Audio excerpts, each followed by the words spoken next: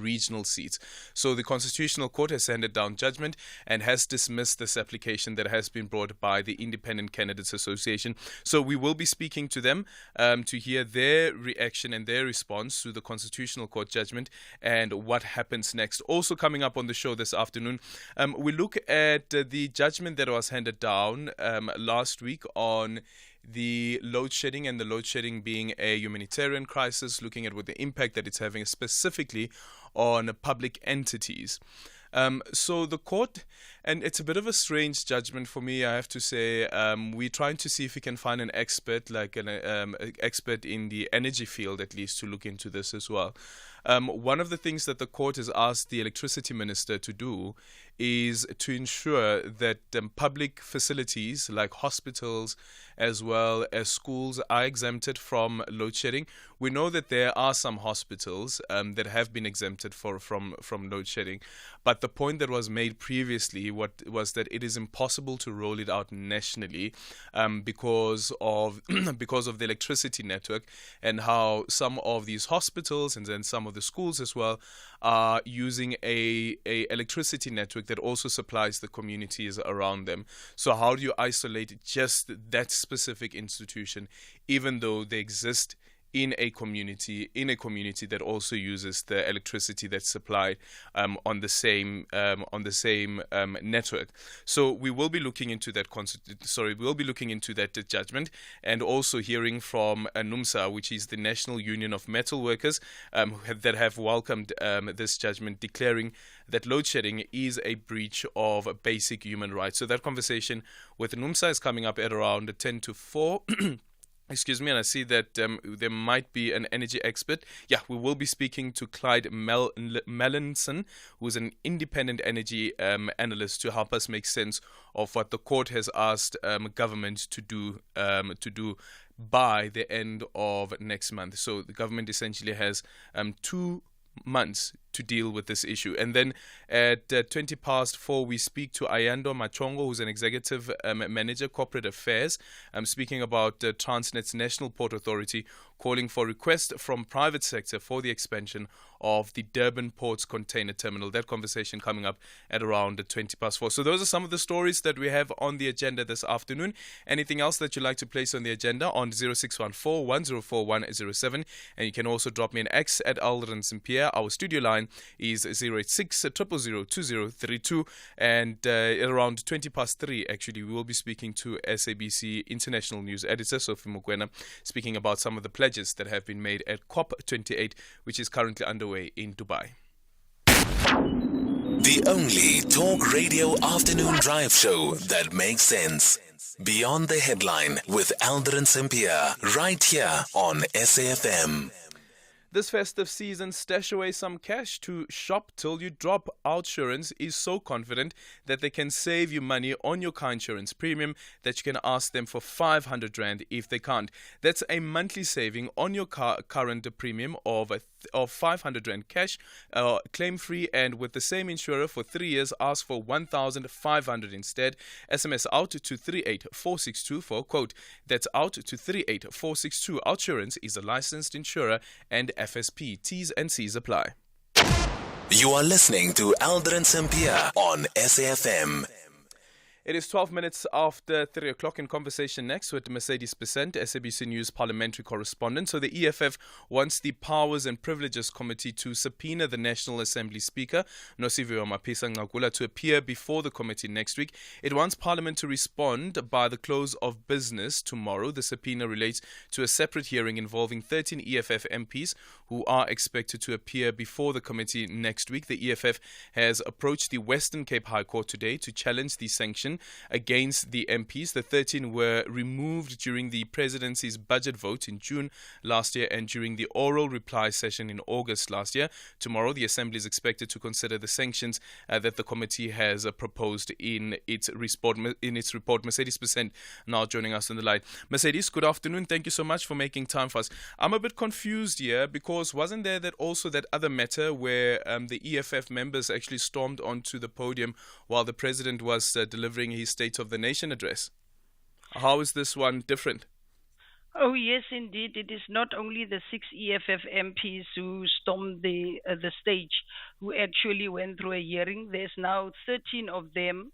As you've indicated, those were actually removed in two separate incidents last year. We remember it was during that time when the issue around the Phala Phala, saga was so intensified. So these are two different matters. What is now going to happen is that next week, Tuesday, starting next week, Tuesday, these 13 EFF MPs also have to appear before the committee, the Powers and Privileges Committee. But the issue here is that they want the Speaker to actually be subpoenaed or to be summoned to appear before the committee next week. The argument of the EFF lawyers, they say that she is the one who actually ordered, those MPs, to leave the House. So she needs to be there. She needs to explain a decision, and they want to test her side of the story. So that is a separate matter. They are not facing sanctions yet. They still have to go through that process.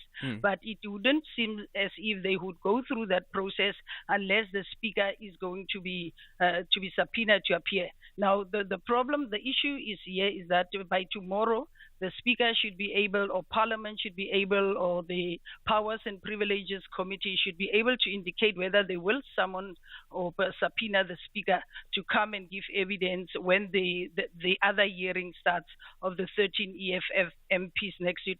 So what is going to happen? The lawyers were saying if they do not get anything by close of business tomorrow, a response, then they will have to head back to court on Wednesday.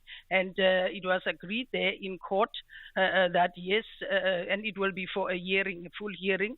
So they will on Wednesday afternoon, if there is no response from the National Assembly or from Parliament, or let's say if the Powers and Privileges Committee has to decide whether it will subpoena the Speaker, and if it doesn't, then they go back to court, because it is the Powers and Privileges Committee which is overseeing the hearing, and they have to meet and they will have to decide also maybe should the Speaker be subpoenaed or not. It's something that has to be taken in a committee fashion. Yeah. Is there contention at all with this particular process relating to the 13 EFF MPs around a bias of the Powers and Privileges Committee and the chair of that committee? This is a matter which has been there for quite some time. We will hear what they are going to say when they appear again, when they appear next week.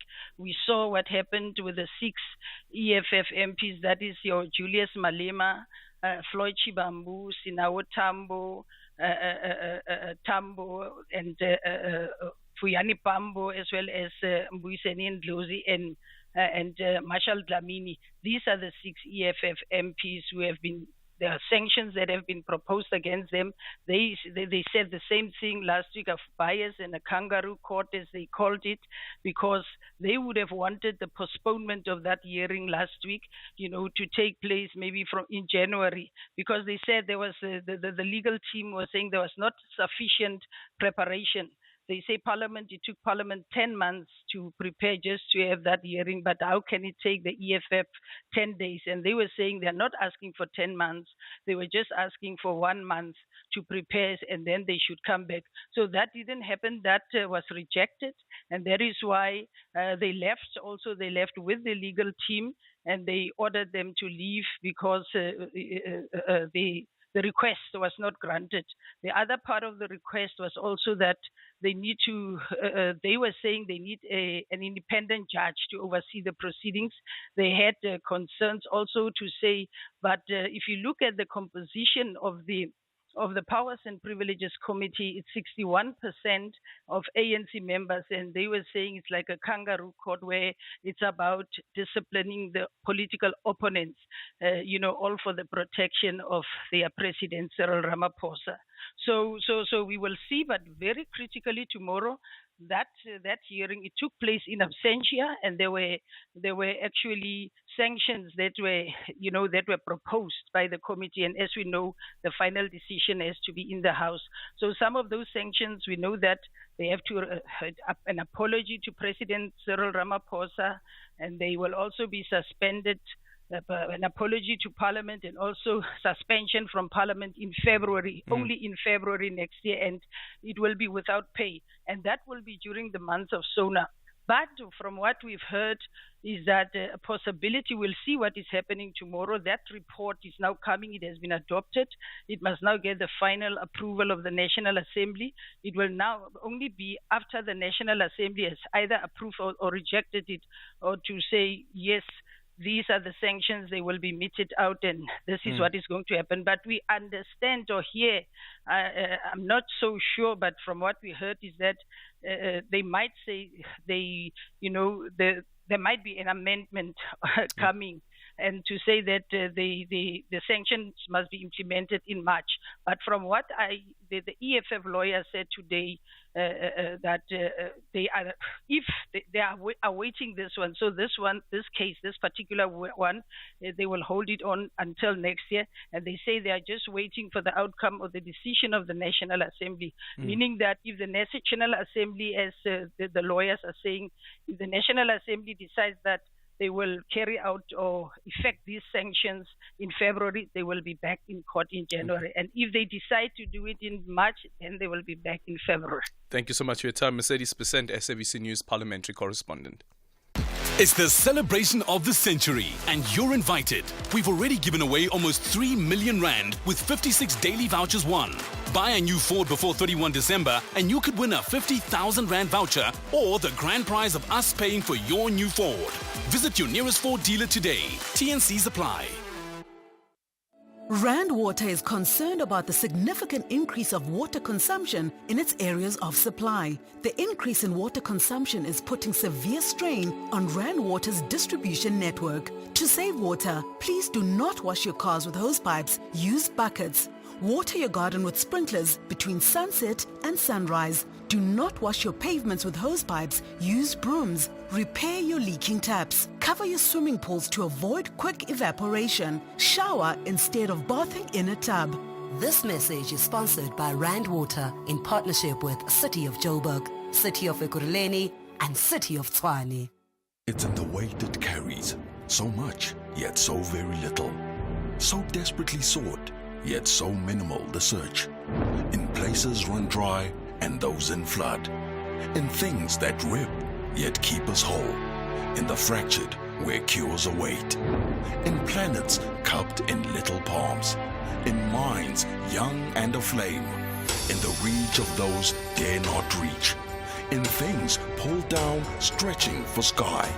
In steps with purpose, with no direction. In possibilities, dancing just for you. In familiar yearnings, yearning for familiarity. In eyes kept forever on you, so nothing is strange. Yes, it's in hope. Hope in light pulled near and sent afar. Yes, hope from us to you. SABC Education, enriching minds, enriching lives. Aldrin Sampear on Beyond the Headline.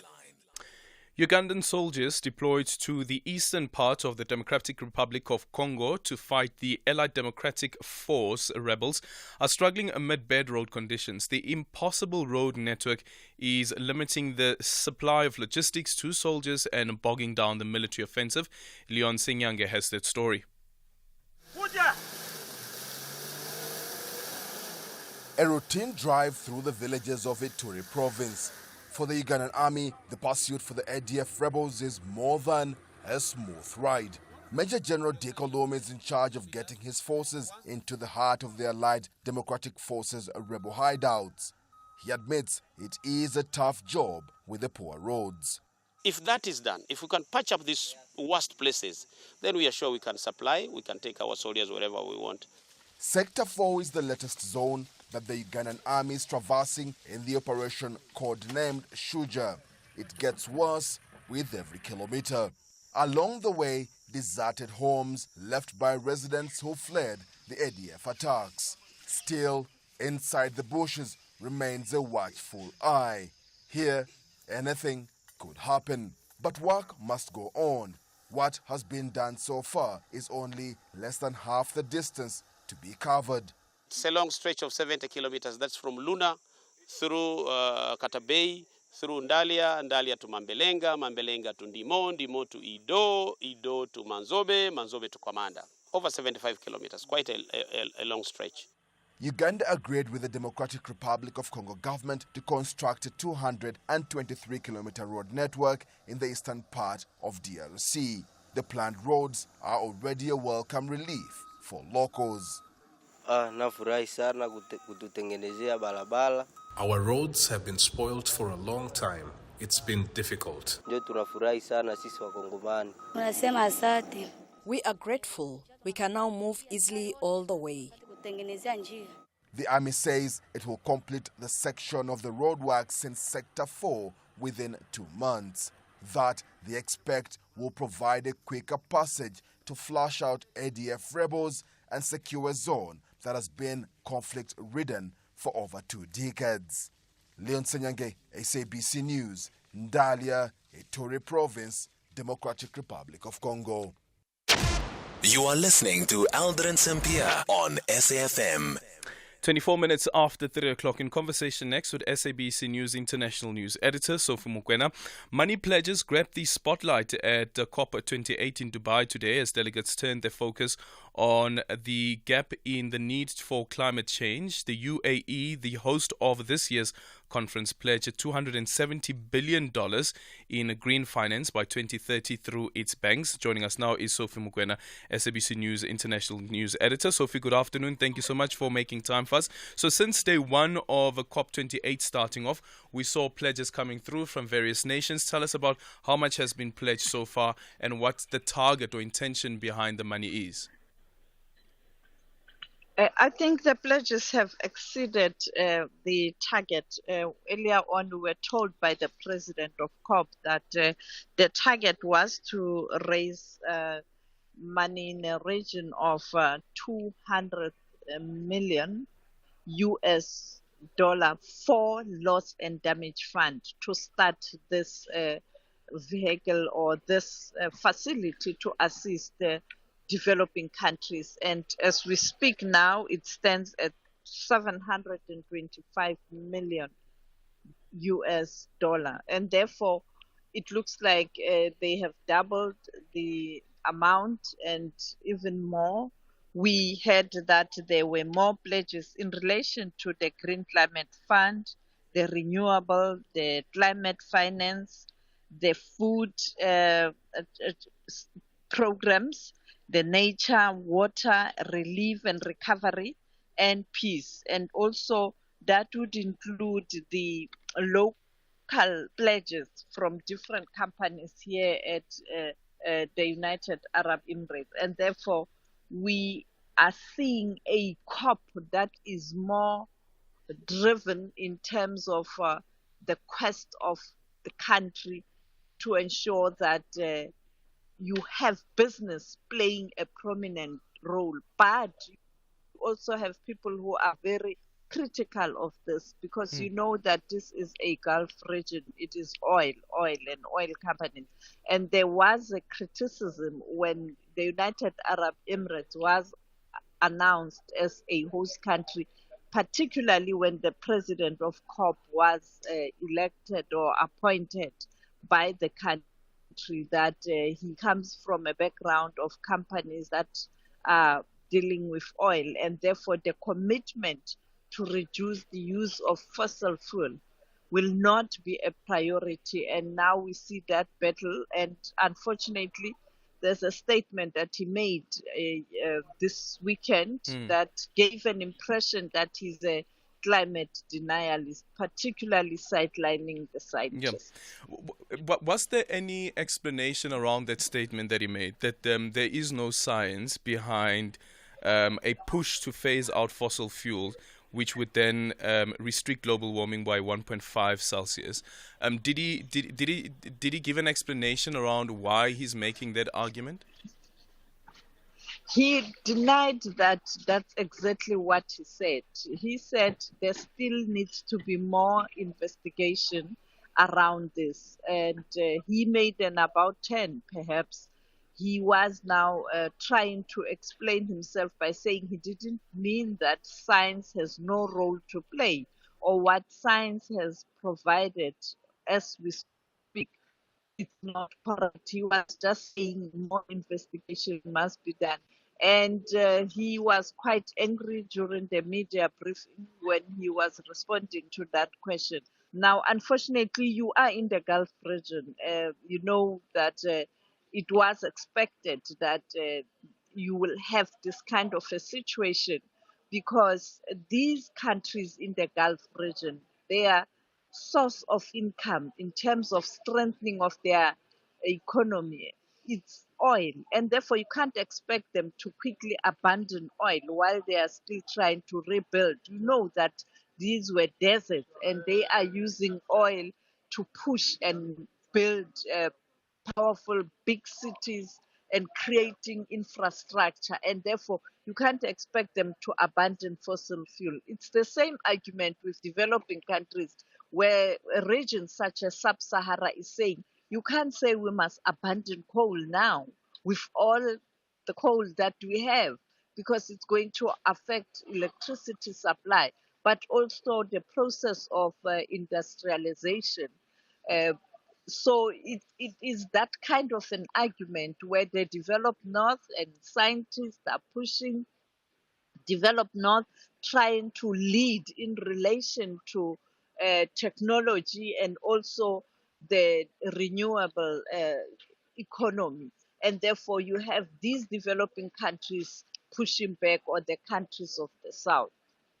Thank you so much for your time. Sophie Mukwena, the SABC News International News Editor at COP28, dealing with all of the issues coming out of there. Also, what the president of COP28 has said, that there is no science to justify phasing out fossil fuel, which could limit the heat of the earth, could limit by 1.5 Celsius. He says there's no science behind it, but as you just heard now, later on he tried to justify the point that he was making and saying that actually there's a huge role that scientists and science can play in the fight of global warming. 0614-104-107. You can also drop me an X at Aldrin Sampear, and our studio line is 086 000 2032. And in the headlines, the family of one of the 7 people killed in a mob justice attack in Diepsloot, north of Johannesburg, say they are still shocked. 20-year-old Katlego Mputi was allegedly fetched by a group of angry residents from his house on Friday night before he was stoned and burned. In other news, Transnet National Port Authority has called for requests from the private sector for the expansion of the Durban Port's container terminal. The authority's top management announced at a media briefing that the project is pivotal in unlocking 14 other mega projects in the port over the next 15 years. And anti-apartheid activist, the Reverend Frank Chikane, says an anti-apartheid global movement will soon be launched with the aim of supporting Palestinians' fight for freedom. More details on these and other stories at the top of the hour. SAFM, guiding you through the rush hour traffic. And let's look at what's happening on the roads with Rob Boon. Good afternoon. Yeah, very good afternoon. A busy start for motorists through Midrand with a collision on the N1 North just before Olifantsfontein Road. That's pushed traffic back through New Road and back towards Allendale. That's reasonably heavy. Also a delay, a hold up on the N1 North in Joburg, moving through four ways. A collision scene just up by the main road bridge. So it's between Willem Mandela off-ramp and the Rivonia exit, and that's causing a delay that extends back beyond the four ways exit on that section of the N1 North. Over in Durban, heavy pressure as well. A crash before the Kumashu Highway, N2 southbound, backlogging traffic through to Gateway. And Cape Town, quite a heavy queue on the N2 out of town today. This is a collision at Somerset West. It's the R44, N2 just before the R44 Broadway Boulevard exit, and that traffic's heavy. It's all the way back past the Macassar off-ramp. Rob Boon, SAFM Traffic. This is SAFM Sports with Doming Kapele. to you. Let's start things off with football this hour. Banyana are in action this afternoon in a do-or-die clash against Burkina Faso at the Lucas Moripe Stadium. This is the second leg of the Women's Africa Cup of Nations qualifier, and they need a win today to qualify. South Africa played to a 1-1 draw in their first leg in Ivory Coast last week, and key attacker Jermaine Seopo-Sengwe, who did not travel with the team to Ivory Coast, is back in the second leg to boost the home side. Janine van Wyk has officially earned her 185th cap, becoming the most capped African footballer, male or female. So now she will definitely retire with a smile. And the score is still goalless after 32 minutes into the game. We'll keep you up to date with the score down at Lucas Moripe Stadium. Elsewhere, Manchester City striker Erling Haaland has criticized referee Simon Hooper on social media after a controversial decision late in yesterday's dramatic 3-3 draw with Tottenham Hotspur. Now, the Norway forward was in a verbal disagreement with Hooper after being denied the opportunity to play an advantage in the closing moments of a thrilling Premier League match at Etihad Stadium. Haaland was one of several City players to demonstrate with the official, and he continued his protests after the game by reposting a clip of the incident on X, formerly Twitter, with an offensive slang. In golf, South African golf will have one of its most inclusive seasons in history, with the 2024 Sunshine Ladies Tour set to feature a strong schedule of its own, as well as representation on the Men's Sunshine Tour. Now, the upcoming Sunshine Ladies Tour season will consist of 9 tournaments, and they'll be running from February to April 2024, 2 of which will be co-sanctioned with the Ladies European Tour. And to add to this, the winners of each of these events, as well as the overall Order of Merit champion, will earn a place with the men in the Sunshine Tour's new Waterfall City Tournament of Champions, where they will compete for a prize of 1 million rand at Royal Johannesburg Golf Club's East Championship course from the 2nd to the 5th of May. Anything's off with cricket. Proteas woman Anneke Bosch admits that their bowling came short in their 13-run loss against Bangladesh women in the first T20 International in Benoni yesterday. South Africa was set to a 150-run target, with Bosch contributing the highest score of 67 in 136 total. However, she believes that the damage may have been done in the first innings, where the visitors only lost 2 wickets. Our bowling wasn't the best. I think that can be a lot better and should be a lot better. And maybe, towards the end of the game, like towards the death, that the plans we have there with the bowling as well. I think just better plans, because maybe our planning was a bit off, and we just didn't execute our plans perhaps. But I think it's going to be crucial that plan better for Wednesday, and then also to apply ourselves better, because there's no use we have good plans but we don't apply it or execute it. Meanwhile, in the absence of Laura Fulvard, the all-rounder who typically bats at 3, opened the batting alongside Tasman Brits, and as evidenced by her performance, Bosch has no issues in the top order. The batting, I would say I'm fairly comfortable with it. I did have some opportunities to do it before, and I did enjoy it. I think it's something that I can get more used to the more that I do it. More comfortable with it the more I do it. Right, with that said, it's a wrap from my side for now. I'll have more in the next hour. For SAFM Sport, I'm Dumin Khabele. Good afternoon. This is your captain speaking with just a little flight information. We're flying at an altitude of 37,000 feet, and our airspeed is 400 miles an hour. Ladies and gentlemen, welcome to BTH Airline. I'm your co-pilot, Aldrin Sampear, and I'm with you from 3 to 6, flying you through the turbulent airwaves. But the landing will be smooth.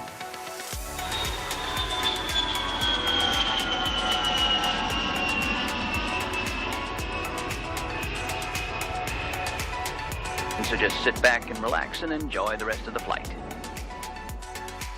This is Aldrin Sampear on Beyond the Headline. It is 23 minutes now before 4 o'clock. Let's take your voice notes on 0614-104107. You can also drop me an X at Aldrin Sampear. And our studio line is 086-000-2032. I see that the voice notes are a bit slow. Guess people are already into December mode, yeah?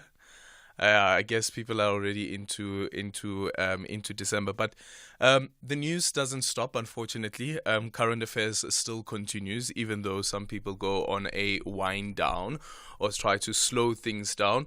But do know that we're with you every single day, actually, every single day here on SAFM. 0614 104 107 and your ex at Aldrin Sampear. Our studio line is 086 000 2032. So coming up on the show in the next short while, we'll be in conversation with Clyde Melonson, independent energy analyst, and also speaking to the spokesperson of NUMSA, Pagamile Hlubi-Majola, following the High Court judgment that was handed down last week, which declared that load shedding is a breach of basic human rights, and ordered the Minister of Electricity, Khosienzo Ramokgopa, to restore electricity supply to critical public goods such as hospital, police stations and schools as well. So we'll be speaking to Pagamile Hlubi-Majola about that.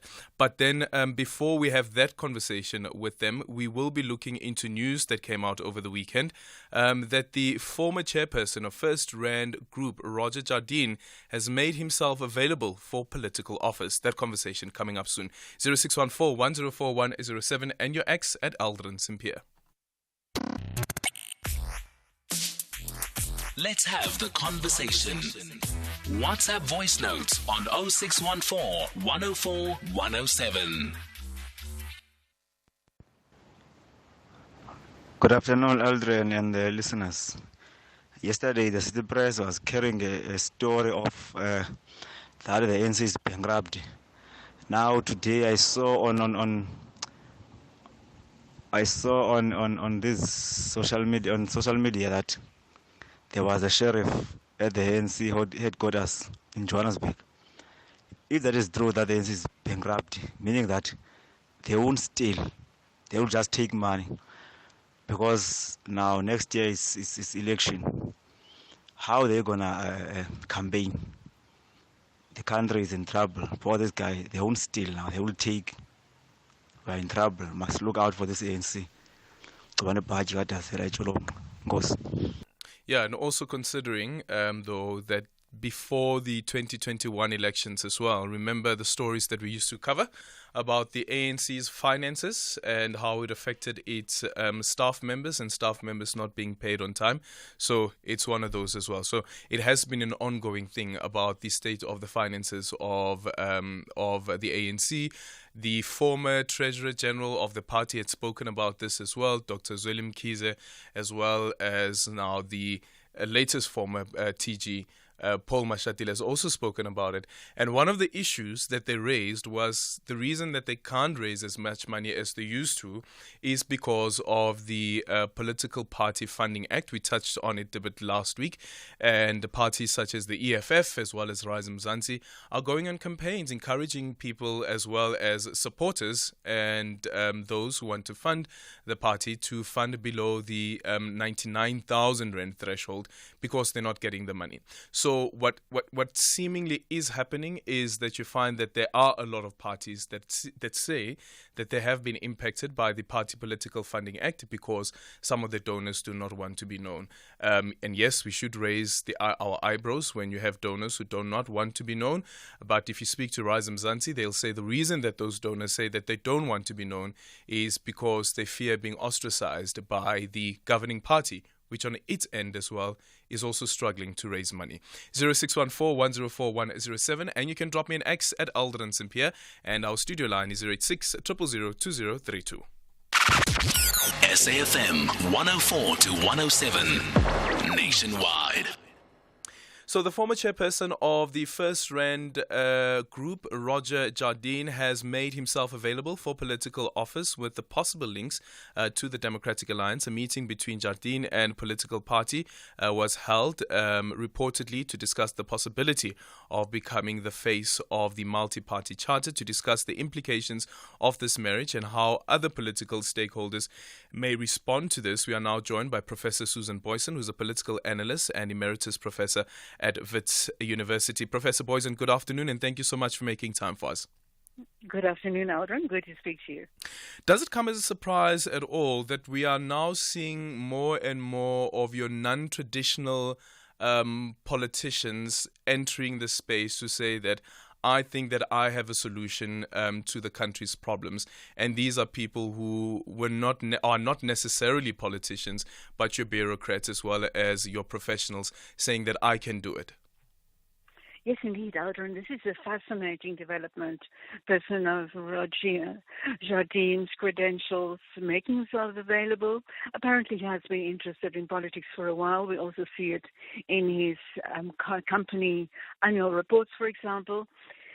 And even considered at one stage to start his own party, but the time seems to be ripe right now, or riper than it's ever been, for an efficient challenge to the ANC. And I guess this is where the minds of DA people, in the context of the charter, that has a better chance than oppositioners had in the time of democracy, to make a dent, a serious dent, in fact, impactful dent in ANC support. I guess now they realize that now is the time to make a move, and without credible and identity profile leadership, the DA definitely will not be able to make much further progress in its part of the charter. So I guess this is the convergence of possible effects, political effects that can move political ground. We know from political polls, opinion polls, that it's no guarantee that that ground will be moved to the extent that the ANC will be displaced from power, but there is a serious prospect that that might happen, and then the right type of leadership, whether it's seen as a black face being parachuted into a party that doesn't come with all the correct credentials, that the exact impact of that remains to be seen. But these factors are now playing out in a field, political field, party political field, in which there's really a shortage of credible leadership, and even incumbent President Cyril Ramaphosa apparently coming second to a person like Thabo Mbeki in leadership profile ratings. Yeah, considering the Sunday Times article that there was this meeting between the DA leader John Steenhuisen, so that Jardine could then become the face of the multi-party charter. The report now in Business Day is a Freedom Front Plus, of course, saying that, listen, we haven't discussed this issue as yet, but of course the DA can do as they please. But does the DA at all run the risk of being accused once again of being a bully in the room, or trying to play the big brother in the room without consulting other partners, if indeed its intention is to propose Jardine as the possible face of the multi-party charter? Because even with the Freedom Front Plus itself, they'd said before that there's no way that you can have a white person as the face of the party, the face of the multi-party charter. Yes, I really look forward to getting more information as to whether Jardine is being put forward as the top candidate, then presidential candidate for the DA or for the charter. We know it's a dual-track campaign that is being run there. It is the political parties who will be running separately, individually in the poll, but having stated the intention to cooperate in terms of a charter, the charter movement. And so there will definitely be problems if the DA wants to impose this on the charter grouping. As such, we also have seen reports that Action SA's Herman Mashaba, even the IFP's people are really feeling challenged by these reports, because they are the leaders of their own parties, and it's unfair to expect that these issues will be thrashed out inside the charter. I have to assume that at this stage it is probably a DA approach, and the DA would have to go in with its own leadership profiles who will be running this party. The party has got its elected leaders, and it will be fascinating to see if Jardine really does come into the race there, whether he will be set up in terms of DA leadership or multi-party charter leadership. Yes, we know the campaign is already unfurling multi-party charter. So these other people, other parties beyond the DA who seems to be leading the approach, the other parties will really have to be negotiated with very, very gently. It is a game of walking on ice, and with very hot shoes walking on ice, and it can crack up any time. But yes, so it is which actual base, DA or charter, Jardine will be stepping into, and how the DA people then will be selling it to the rest of their movement. There is probably no doubt that if this works, it can add new excitement, new interest in this campaign and in the charter, this particular charter movement. Mm-hmm. So, yes, they're going to have to throw their dice very carefully. Yep. In conclusion, considering Roger Jardine's career in the private sector and in the corporate sector, and more specifically in the finance sector, at that, does the DA at all run the risk of further entrenching a perception that this is a right-wing political party and it might just go further right with bringing somebody like Roger Jardine on? Yes, it will be interesting to see how that unfolds. I do not know that much about Jardine's personal politics in the business sector. The few statements that I can recall him having made, he seemed to be very critical of factors that really cut across narrow business interests when he goes against corruption, against sound financial management, where he speaks out in favor of clean government very strongly. And so those are really cross-cutting themes that cut across different ideologies. And yes, if a person with the necessary skills in a country where the economy is faltering in a very serious way, if that is a kind of skills that a person like that can be contributing, if that can all come together, then I think we can get a situation of acting largely trans-ideology above ideology, but this is a task that will definitely be a very daunting one. Thank you so much for your time. Professor Susan Boyson, their political analyst and emeritus professor at Wits University, on X, Pumi, saying that it's nice being a socialist movement until you run out of other people's money. These parties, they curse capitalists at every slightest provocation, yet still expect them to fund their political cause. We are going nowhere, I tell you. 0614-104-107, and you can also drop me an X at Aldrin Sampear. SAFM 104 to 107 nationwide. 0614-104-107. You can also drop me an X at Aldrin Sampear. Let's now speak to Pagamile Hlubi-Majola, who's the spokesperson for NUMSA, which has welcomed the landmark judgment declaring load shedding a breach in basic human rights and ordering the Minister of Electricity, Dr. Khosienzo Ramokgopa, to restore electricity supply to critical goods such as hospitals, schools, police stations, and others. The union also called for the government to facilitate a proper consultation process with all social partners on the energy mix for the nation. Pagamile Hlubi-Majola now joining us on the line. Pagamile, good afternoon. Thank you so much for making time for us. But do you think the judgment is implementable? Good afternoon, Aldrin, and thank you so much for having me on your show. We definitely think this judgment is implementable. It's all about political will. You see, part of the reason why NUMSA got involved in this application in the first place is we wanted to expose the true agenda of this government. And what our experience is that this government is not committed to ending load shedding in the fastest way possible. The fastest way to end load shedding would be to reconnect the power stations which were prematurely shut down when the state erroneously signed deals with international financial institutions to speed up our transition from depending on coal to depending on renewable energy.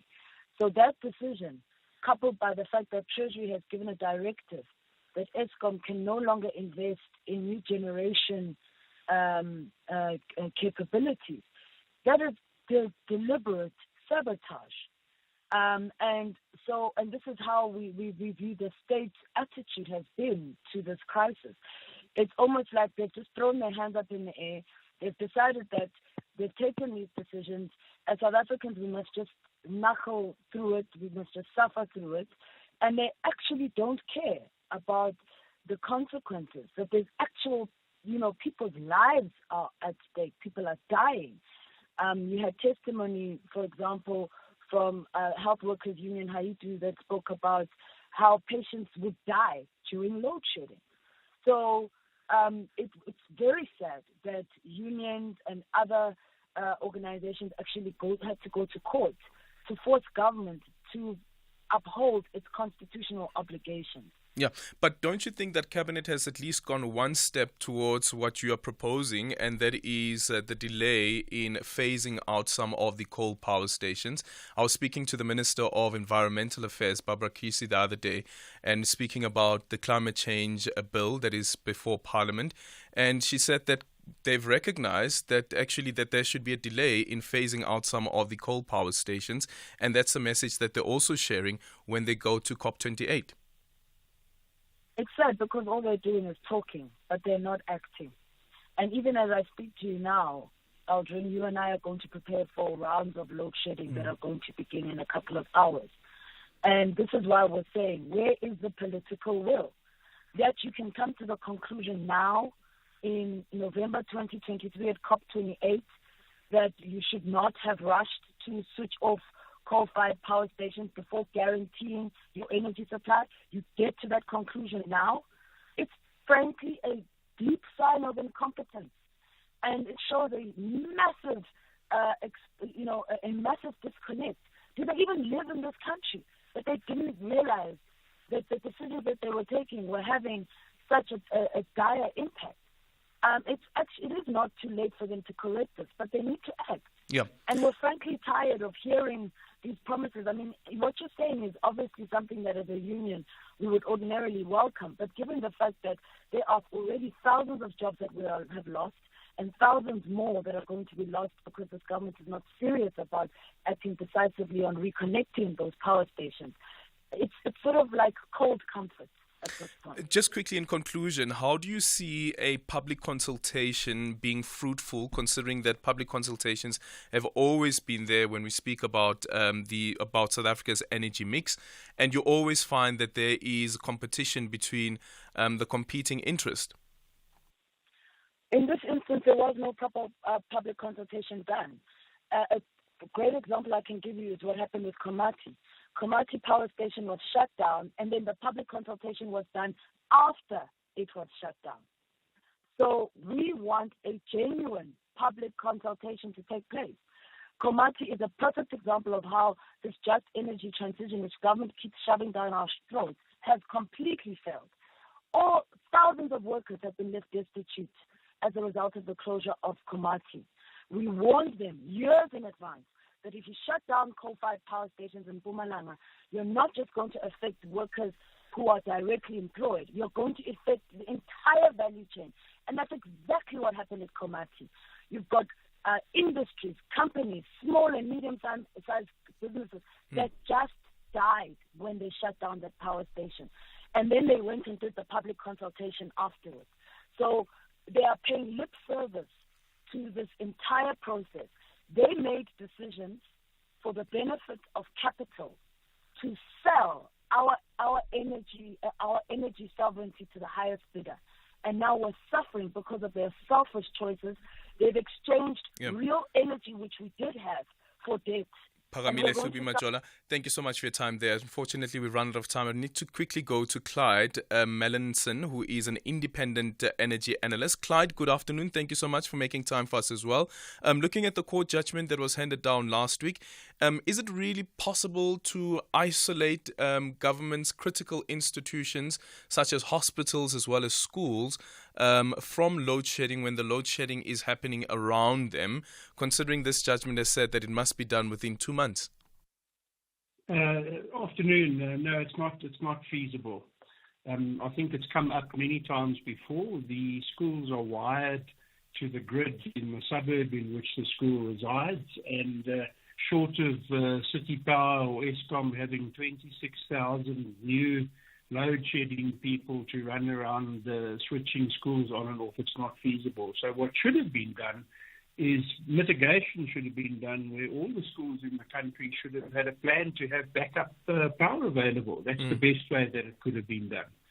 And, these 26,000 schools in South Africa, they could each easily put 100 kilowatts of solar on their roofs with batteries. And because schools don't operate for most of the afternoons and on weekends and school holidays, the municipalities in which those schools reside could easily have, when you're doing a system of that size, can easily put in a smart meter and ensure that the school gets credited for selling electricity back into the grid in so-called net metering.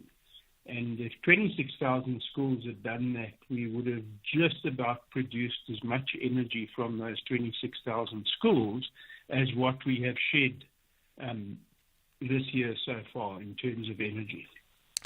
So government has said that they are studying the judgment. You've now said that it is impossible to isolate each critical institution. What do you think should happen going forward? Because now already, at least we had that 200 generators that came from China, and I guess that may be part of the plan to roll those out to some of these institutions. But they are not enough, certainly not enough. But what should the promise then be if government does go on appeal to say that we need to make sure that there is electricity supply specifically to these critical institutions? It's difficult. One doesn't want to look a gift horse in the mouth, but it's disingenuous to think that 400 Chinese generators are going to stop load shedding at 26,000 schools who probably won't be able to afford the petrol or the diesel to run those generators. And, so it's basically just symptomatic of our lack of planning and thinking in this country. Right? We're still talking about pit latrines, never mind flipping sophisticated solar thing with net metering at schools. So it all just is a expression, if you like, or a result of years and years of incompetent planning and management at all levels within local, provincial and national government. There's no other way to phrase it. Thank you so much for your time, Clyde Melonson, who's an independent energy analyst. It's 4 o'clock. It's time for the news with Nomalizo Mandela. Good afternoon. Independent and impartial. This is SAFM News. Thank you, Aldrin. Top stories this hour. Family of one of the Deep Slaughter mob justice victims speaks. An anti-apartheid global movement to be launched in support for Palestine. Good afternoon. The family of one of the 7 people killed in a mob justice attack in Diepsloot, north of Johannesburg, say they are still shocked. 20-year-old Clyde Melonson was allegedly fetched by a group of angry residents from his house on Friday night before he was stoned and burned. They tortured and burned him together with 6 others near a dumping site in the area. The mob accused him and the group of being responsible for a spate of crime in the area. His sister, Busisiwe Mputi, say they need answers and justice. Even if maybe he did such things, but he didn't deserve to die like a dog, to be burned alive. No, it's not fair. It's totally not. And everything, they will say it's mass saving. Like, even now, there are still gunshots, even if he's dead. But there are still gunshots. I don't know where are the gunshots coming from. Or maybe he's a ghost. He came back to kill those people. I don't understand. Transnet National Port Authority has called for requests from the private sector for the expansion of the Durban Port's container terminal. The authority's top management announced at a media briefing that the project is pivotal in unlocking 14 other mega projects in the port over the next 15 years. It says a container pier will be lengthened and the port deepened to accommodate bigger vessels. The authority's Director of Mega Projects, Dr. Bridget Gasatobodi, says tenders were issued in 2016 and 2020, but both times it could not go ahead due to administrative reasons. There is no better time for us to do this massive work than the present. And more so when you look at the economy that is currently sluggish, it is strategically important that we had to move with speed to implement this particular project, because of potential disruptions if this construction were to coincide with the time at which the country will be in a growth path. The announcement comes at a time when the Durban port is struggling with delays in offloading containers, which recently reached the 70,000 mark. The authority's managing executive, Moshe Mutlu, says they are encouraged that the number of ships laying at anchor waiting to enter the port will be brought down to single digits. When the Port Authority intervened, the Pier 2 terminal had 47 straddle carriers being available to service the operation that ought to have had 84. As we speak today, with the interventions that the authority has demanded to see improved performance and the collaboration and cooperation from the terminal operator, we've seen that number increasing to 63 straddle carriers, and they've given an undertaking that by mid-December they're going to be touching the 70s. The Durban High Court has sentenced a 59-year-old man to 5 terms of life imprisonment for the murders of his wife, 3 children and his nephew, and the attempted murder of 6 others. The court heard how Kista Chetty in 2021 set his Phoenix home alight using petrol after having an argument with his wife and brother-in-law. The NPA spokesperson in KwaZulu-Natal, Natasha Remkinson-Kara. The sentences will run concurrently, resulting in the effective sentence of life imprisonment. The NPA welcomes the successful prosecution. It is our mandate to fight for justice on behalf of the victims of crime. The actions of the accused in this matter were heinous, and we hope that the sentence sends the necessary deterrent message. And finally, anti-apartheid activist, the Reverend Frank Chikane, says an anti-apartheid global movement will soon be launched with the aim of supporting Palestinians' fight for freedom. He says the measures that were used to end apartheid in South Africa will be used to assist Palestine.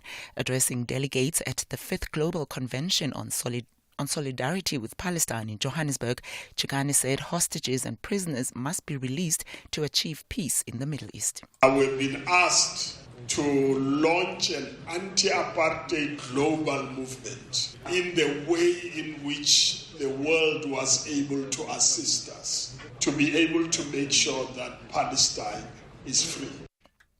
Recapping our top story this hour, the family of one of the 7 people killed in a mob justice attack in Diepsloot, north of Johannesburg, say they are still shocked.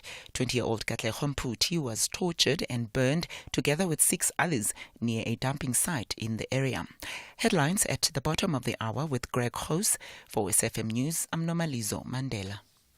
In your sports this hour, no Bavuma for ODIs as Cricket South Africa names Proteas squad for India series, and Indonesia expresses interest in hosting Under-20 World Cup in 2025. More details at 4:30. SAFM, guiding you through the rush hour traffic. Well, heavy backlogs through Midrand today. It's a crash up at Olifantsfontein Road, and traffic's all the way back into Buccleuch. So if you're leaving Joburg heading through Midrand and wanting to get to Pretoria, it's a heavy backlog. There's also some queues from Olifantsfontein going south towards the New Road exit as well. And just on the side there, a lot of traffic coming out of that traffic queue at New Road. So New Road out to Old Joburg Road, and Old Joburg Road north as a sort of route around the N1 crash is also quite heavy as well. Also, collision heading home to Soweto on the N1 South near the N17 off-ramp. That traffic slow arriving from Rudaport.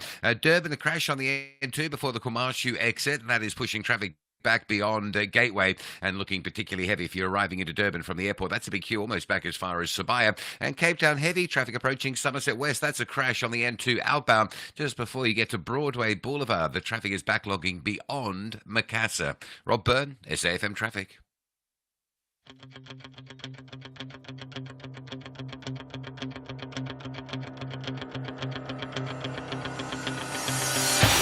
For the thousands in attendance, ladies and gentlemen, Beyond the Headline.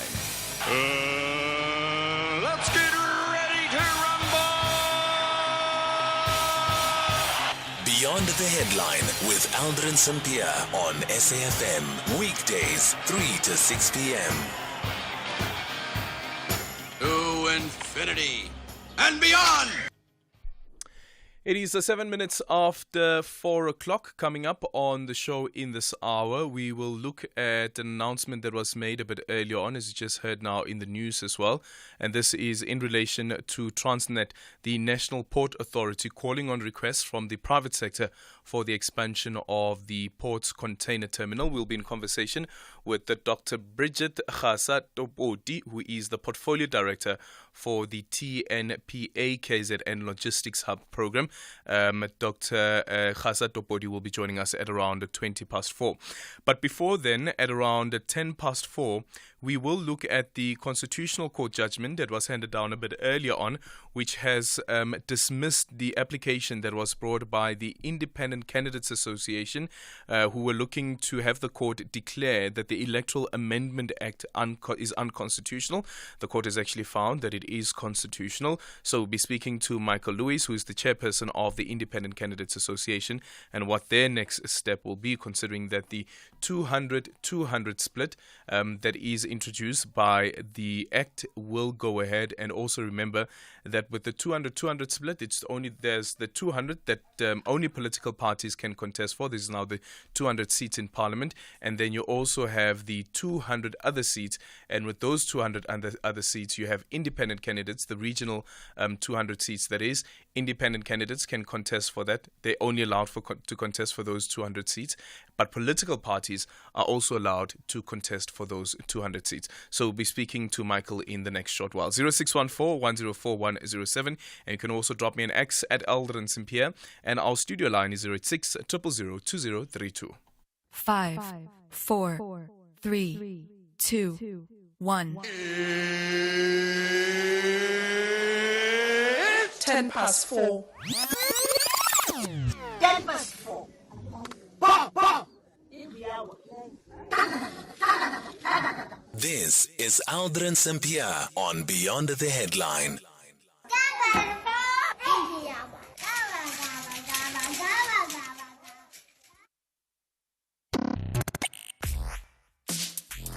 Let's have the conversation.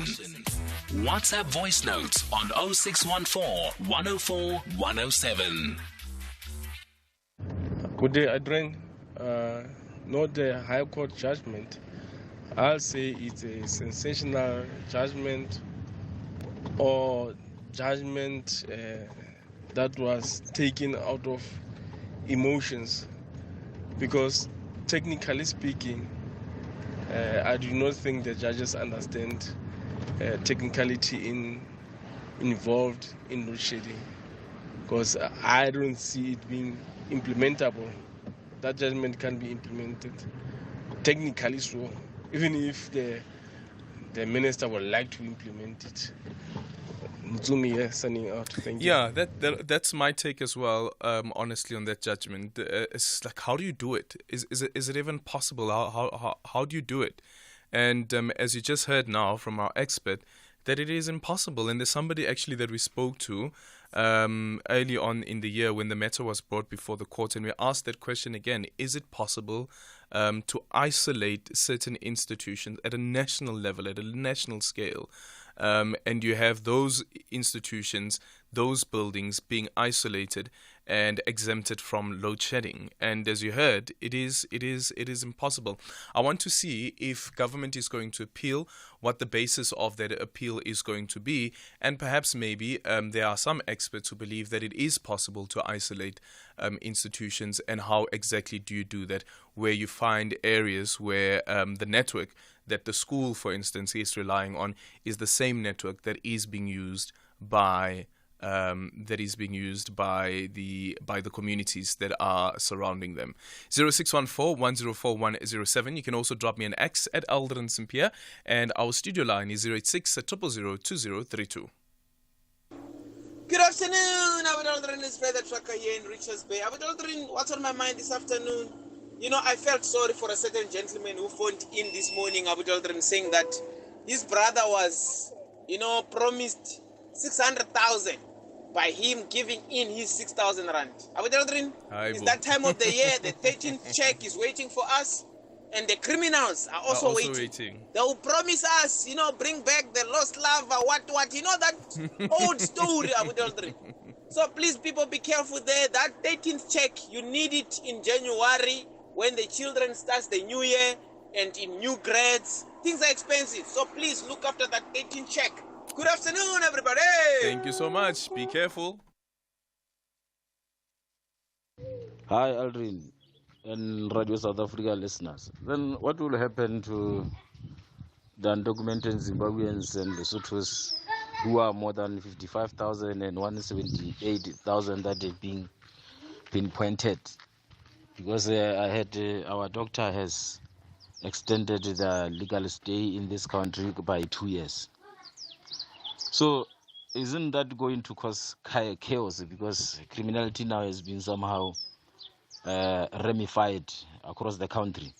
Then what happened to that those 44 buses from Bedbridge that were caught with underaged children from Zim?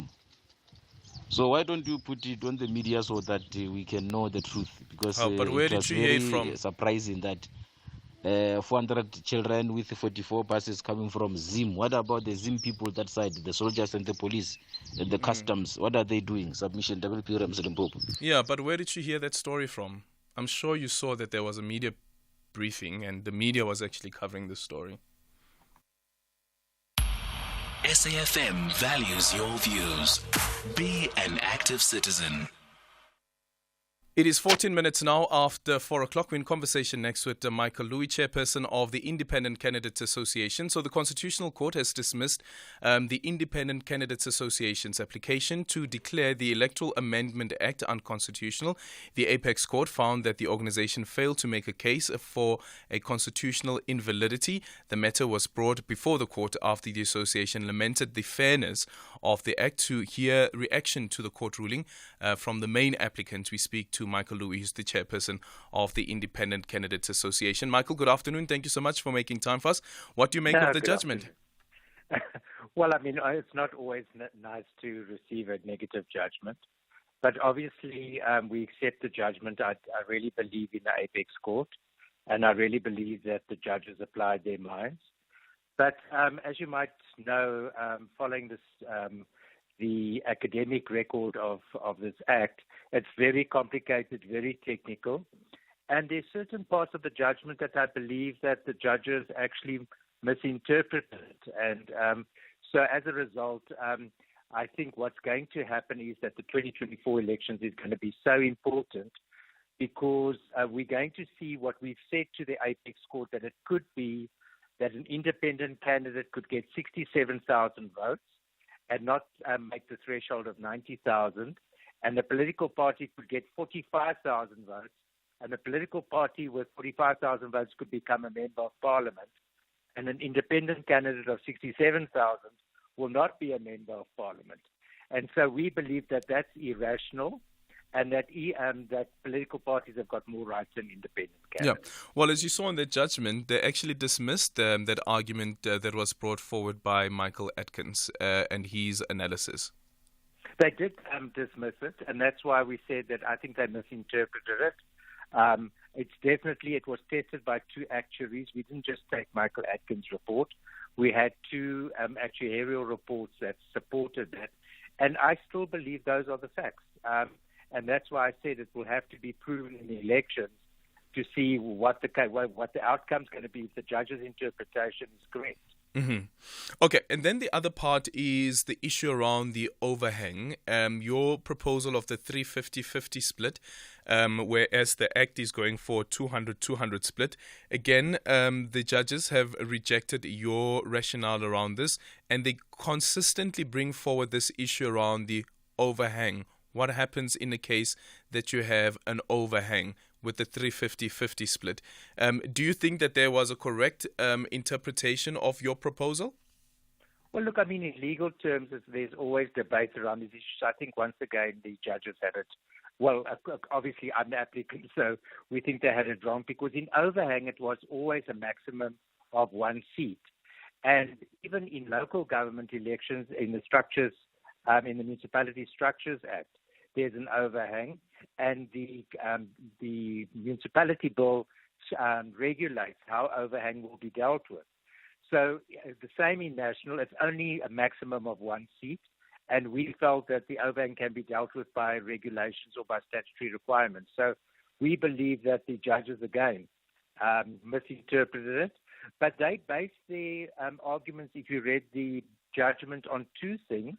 The one thing is they said that they find that it is very difficult for them to interfere in the legislative arm of Parliament, which is a strong case. I think that's the one thing. And then the very big case that they're basing their judgment on is on the rationality test.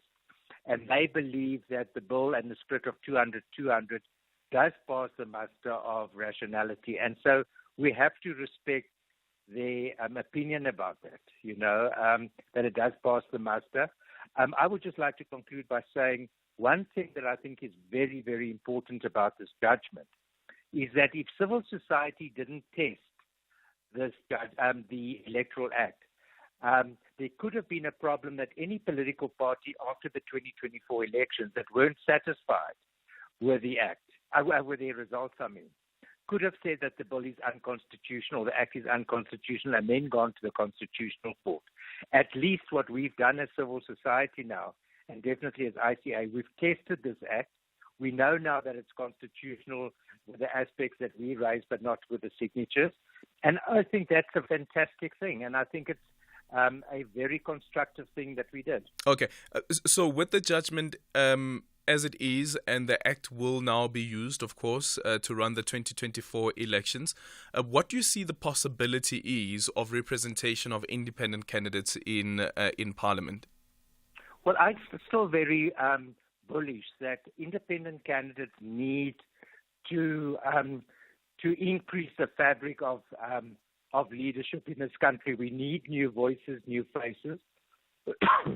And I really believe that independent candidates mustn't be set back by this. So I think that we're going all out now just to prove that independent candidates have got a place in our democracy. People do want to directly nominate their leaders, and I think independent candidates are perfectly placed for that.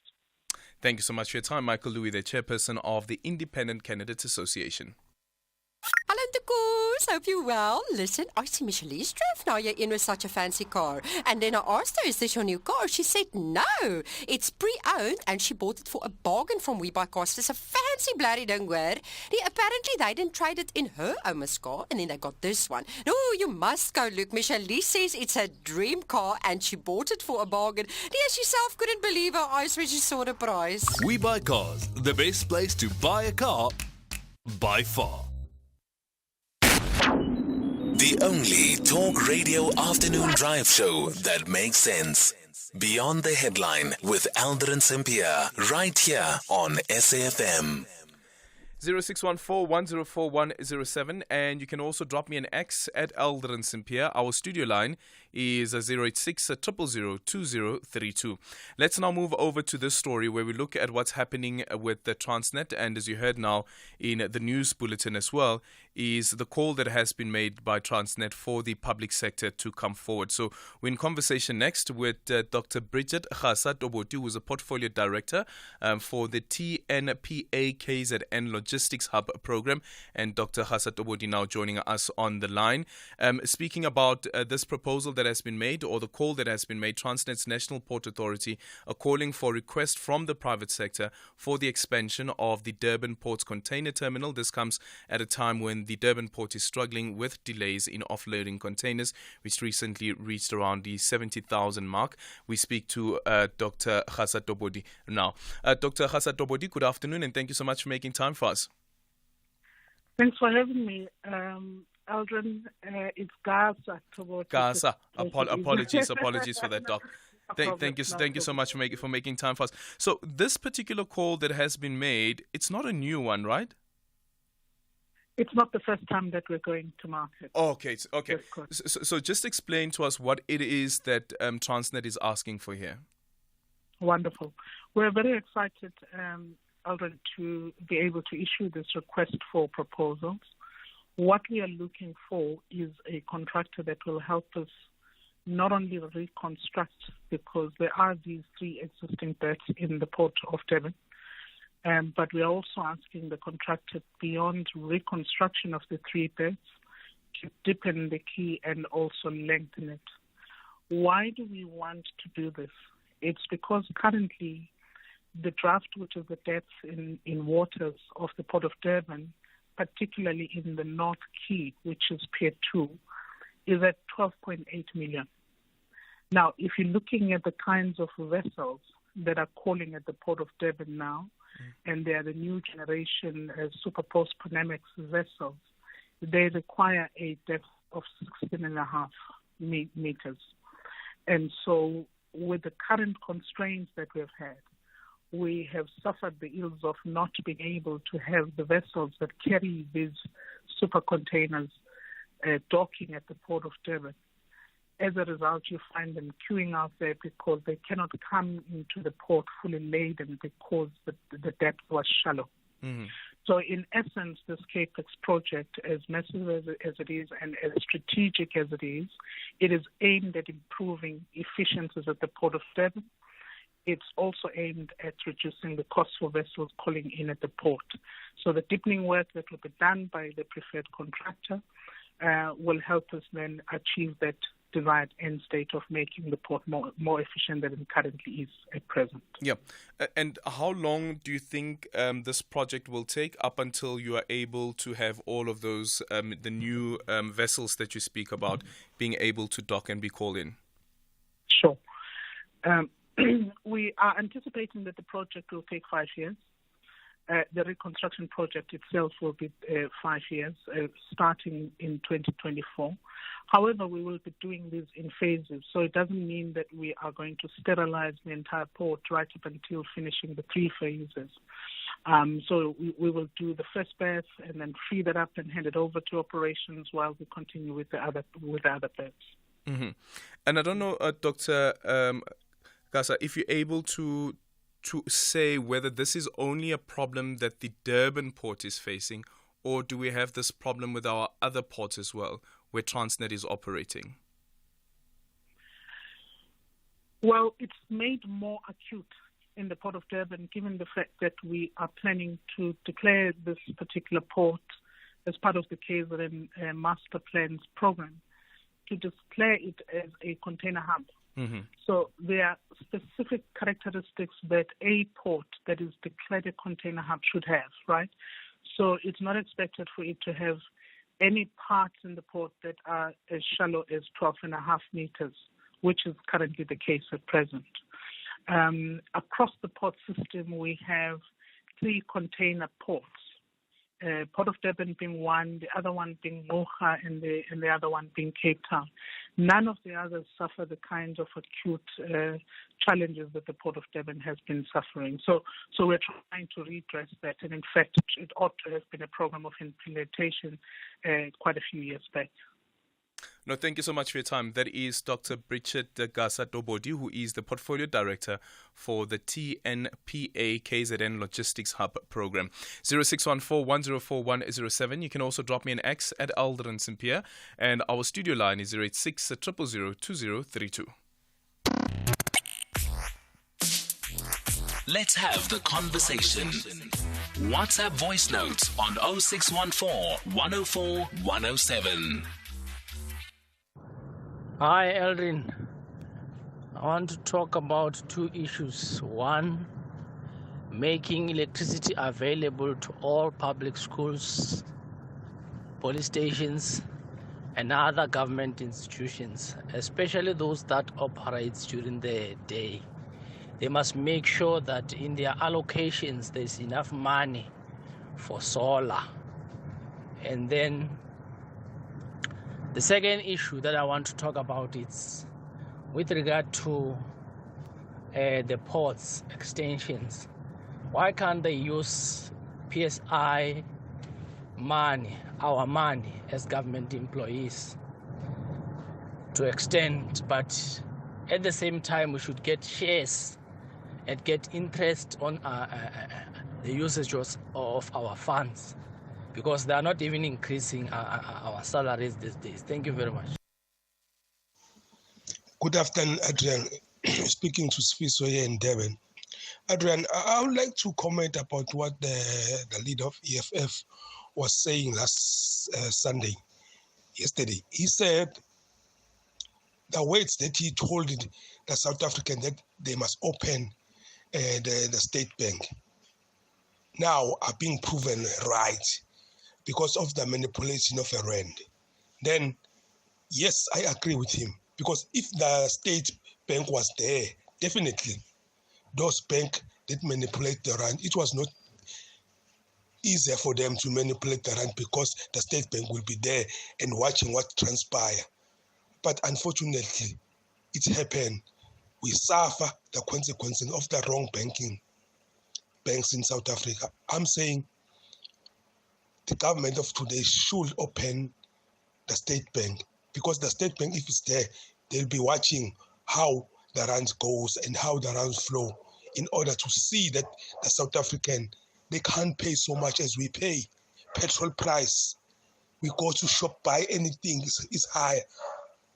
Adrian, please, I agree with Julius Malema when he said he was right when he said we must open the state bank. Thank you. A very good afternoon, Aldrin. I would like you to help to take this matter somewhere, or talk about it, about the banking system, the cards of the banks. There are these cards which allows somebody to just tap without asking a PIN. People are getting finished out there. It is very bad. The banks must do something about it. Thank you, Aldrin. Just talk about it, please. Or this need to be reported, because if somebody, if you misplace your card, you will just see some messages popping in your phone that your money is taken somewhere, your money is taken there. It doesn't help even if you go to a certain shop and see the footage. It doesn't bring back the money. Yeah, and also learn to not click on links, SMSs that are coming through and they're like, hey, there's money waiting for you somewhere, and then you click on the link. That's how you get scammed. So be very, very careful. Be very vigilant, even. And if you're being told, as Freddie said earlier on, bring 6,000 Rand and you'll get 600,000 Rand in return, don't believe that story. If it's too good to be true, chances are that it's not real. Check with a friend, and hopefully the friend isn't greedy. Say, I'm fine. Faka le 6,000. Faka le 6,000. I'm totally 13 check. I'm doing le 6,000. It's 4:30. It's time for the news headlines.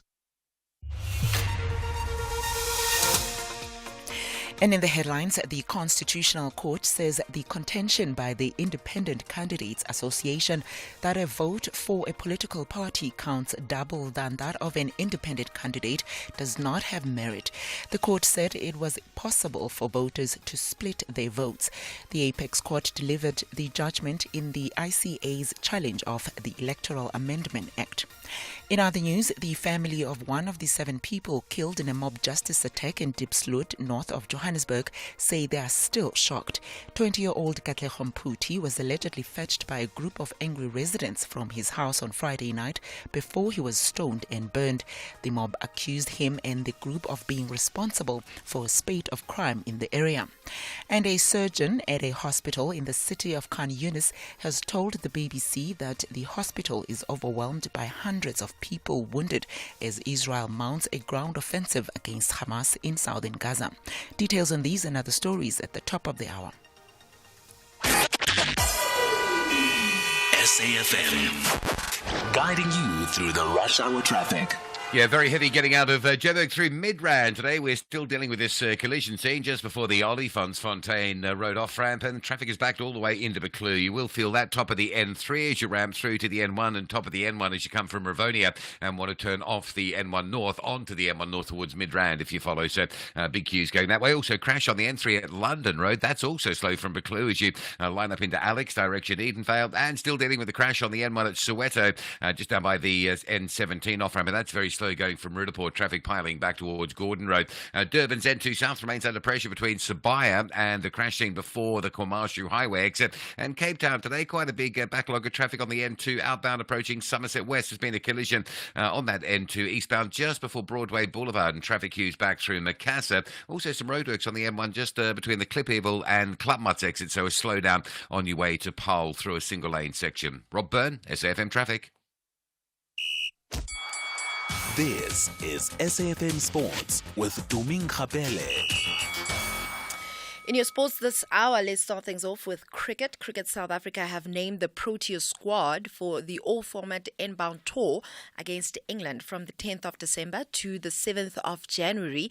The tour, also known as the Freedom Series, comprises of 3 T20 internationals, 3 one-day internationals, and 2 test matches. And one of the major talking points from the squad selection is that ODI skipper Themba Bavuma will not play in the 50-over games, and Bavuma will also not take part in the T20 series, while fast bowler Kagiso Rabada has also been left out of the white ball leg of the tour. In football, Stellenbosch FC coach Steve Barker believes that the club's model is paying off as they are 1 game away from cup success.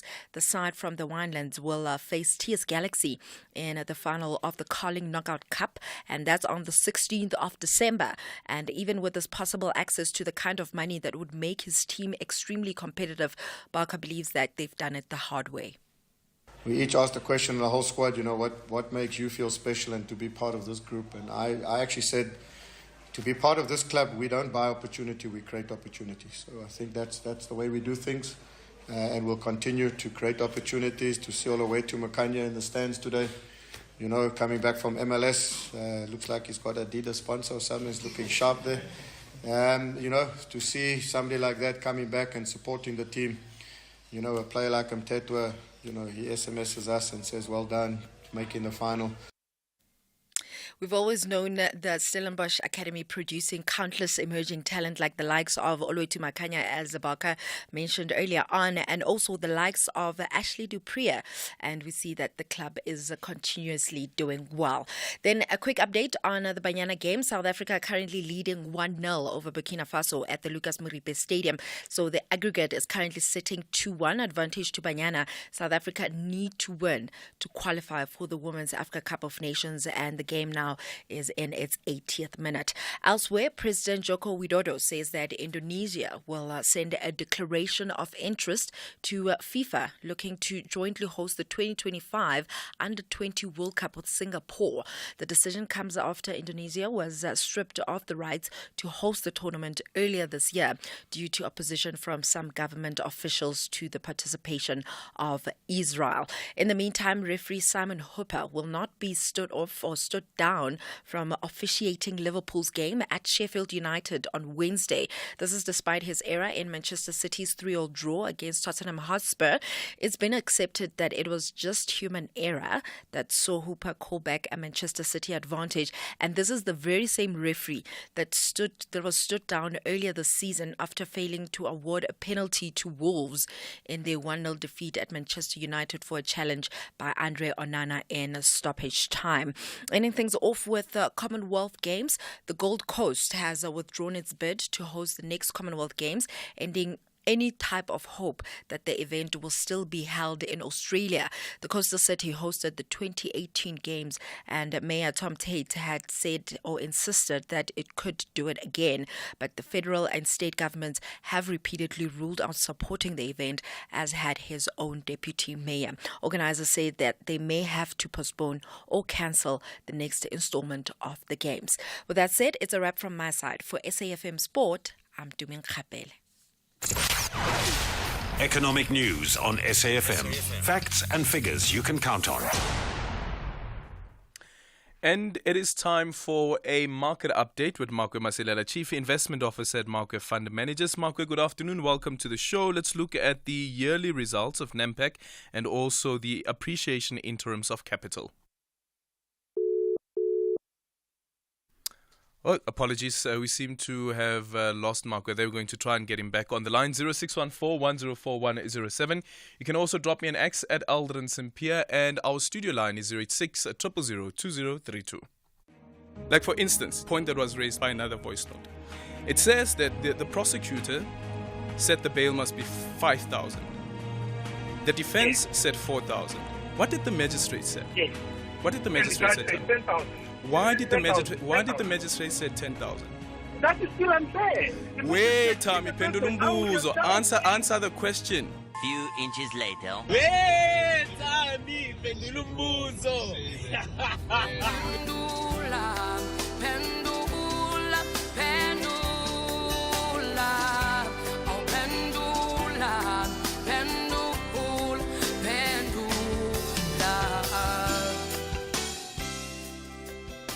This is Aldrin Sampear on Beyond the Headline.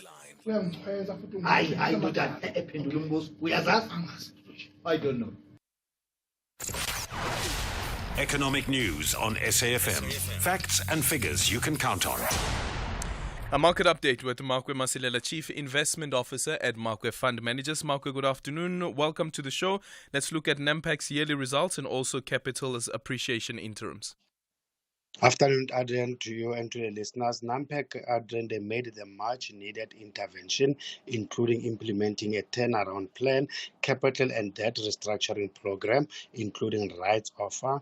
There was also increased competition, revenues down 2% with volume reductions mainly in beef can Nigeria, and SA, but they've seen some increases when it comes to plastic and paper, and forex losses of almost 1.2 billion, with 1 billion from Nigeria because of the weakening currency, and the net finance cost increased by 109%, and that's mainly because of rising interest rates. Trading profit up to 2%, with cash generated from operations up 95%, and the guys raised 1 billion in rights issue and resulted in the issue of more shares, which contributed to the negative impact when it comes to profit as headline earnings per share. Hence, their headline loss per share worsened by over 100%, and as expected, there are no dividends declared. And this capital appreciation is a fintech company offering payment infrastructure, and payments and software divisions performed well. That's despite the challenging economic conditions in SA, including lower terminal sales, also benefited from strong growth in annuity income, and demand for payment-related software solutions also accelerated. Economic conditions temporarily delayed the new orders and the commencement of project, and their headline earnings growth benefited from a reduction when it comes to the expected credit loss raised for GovChat, and revenue is up 3%. Overall financial performance, which is EBITDA, is down 8%, but their profits as headline earnings per share up 105%, and the interim dividend is unchanged. And let's look at local and international market developments.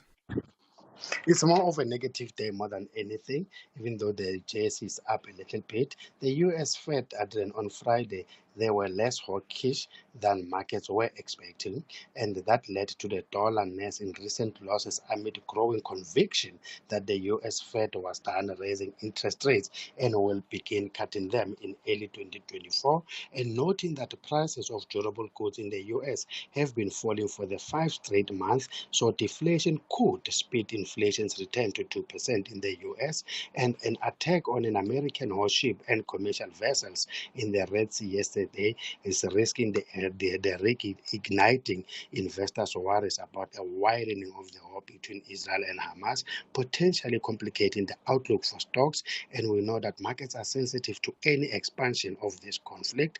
And the economic reports to be released this week are expected to give us more light when it comes to the state of the U.S. labor market and whether markets are prematurely excited about possible rate cuts. And locally, the release of our Q3 GDP tomorrow will be the main focus, along with a survey of consumer confidence that reflects the shape of household finances as the country heads into festive season.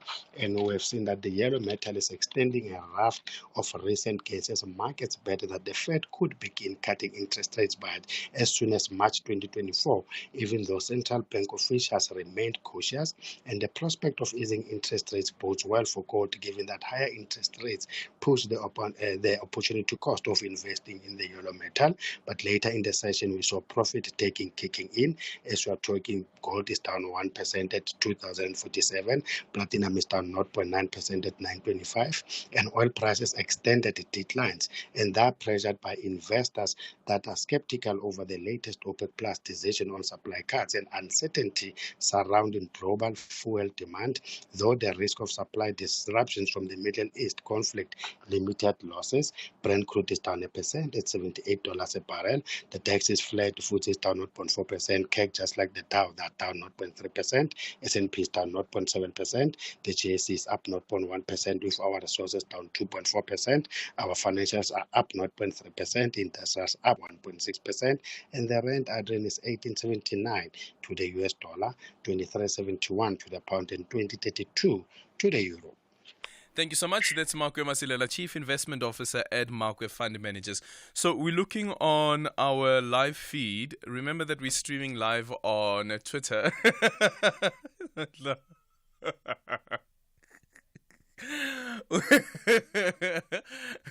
We're streaming live. Hello. We're streaming live on Twitter and streaming live on streaming live on X and streaming live on YouTube as well. So if you're watching us on YouTube, Facebook, as well as X, please drop us a comment. And I'd love to know how you experience. Are you enjoying it though? Are you enjoying watching us do radio? And there is actually a camera in studio so that you can see what happens. Although you don't see like what happens behind the scenes, because the one part is behind the scenes where you can just see me, and then there's behind the scenes where you have the technical producers and the producers running the show from behind the scenes. And I'm just behind the mic, who's the person that you can see on your screen.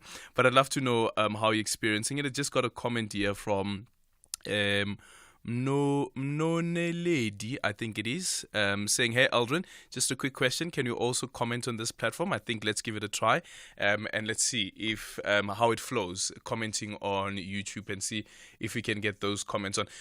Actually, Mavusana, can we please put on YouTube on one of the screens in front of me so that we can see when there is a comment that's popping up? 0614-104-107. You can also drop me an X at Aldrin Sampear, and our studio line is 086 0002032. Let's have the conversation. WhatsApp voice notes on 0614 104 107.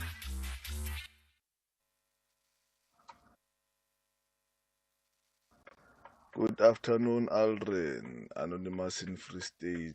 Aldrin, for the isolation of clinics and hospitals and police stations, let the ESCOM, so long they still thinking about it, let them reinstall or reconnect the coal power station. So long they are still dizzy, they must reinstall or reconnect those coal power stations. They can't, because it's where their taps, their money taps are.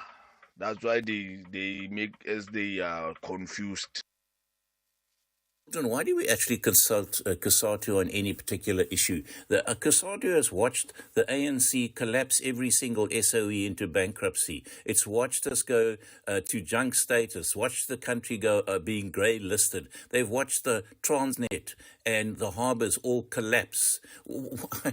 Never mind that, they've watched the ANC lose literally millions of jobs, yet they have supported the ANC through thick and thin. If you've made your bed, please lie in it. Mike Newlands. Call us on 086 000 2032. Thank you so much. I see D4 has gone on to the YouTube channel, watching us live on YouTube. D4 in Johannesburg, watching you live. Thank you so much. So if you're also watching us live on YouTube, Facebook, or X, please give us a heads up. And I would love to hear some of your feedback as well, and perhaps maybe some of your suggestions on what we can improve on the YouTube comment section. Lucky saying that, funny enough, I'm enjoying the live feed. Wow, really? Okay, so Lucky is enjoying the radio live feed on our SAFM page. This is on YouTube. And Henrik Dikobo saying, this is cool. Thank you so much. Let's go to Lodwick, who's joining us from Limpopo. Good afternoon. Good afternoon, Aldrin and your listeners. I would like to comment about these rent manipulations by the banks. Yes. Aldrin, the commission, you called the commission of a certain chairperson who told us as to how did they come to reach a fine of 42 million. That is fine with the commission, is fine. All right, but now we're talking about the banks. These banks, they stole from individuals. They never stolen from government. No, they stolen from us. Now, this government also, they have this ability to account for every individual's account activity, every cent that goes in and out. They are able to tell. So now, me as a South African, I feel cheated, and I feel strongly that these banks really owes me money because they took from me. If they can account for every thing that is happening in my account, they surely can account for how much they stole from each individual person, especially those that have loans, cars, that have got the houses that are financed. They are able to account. So they owe South Africans.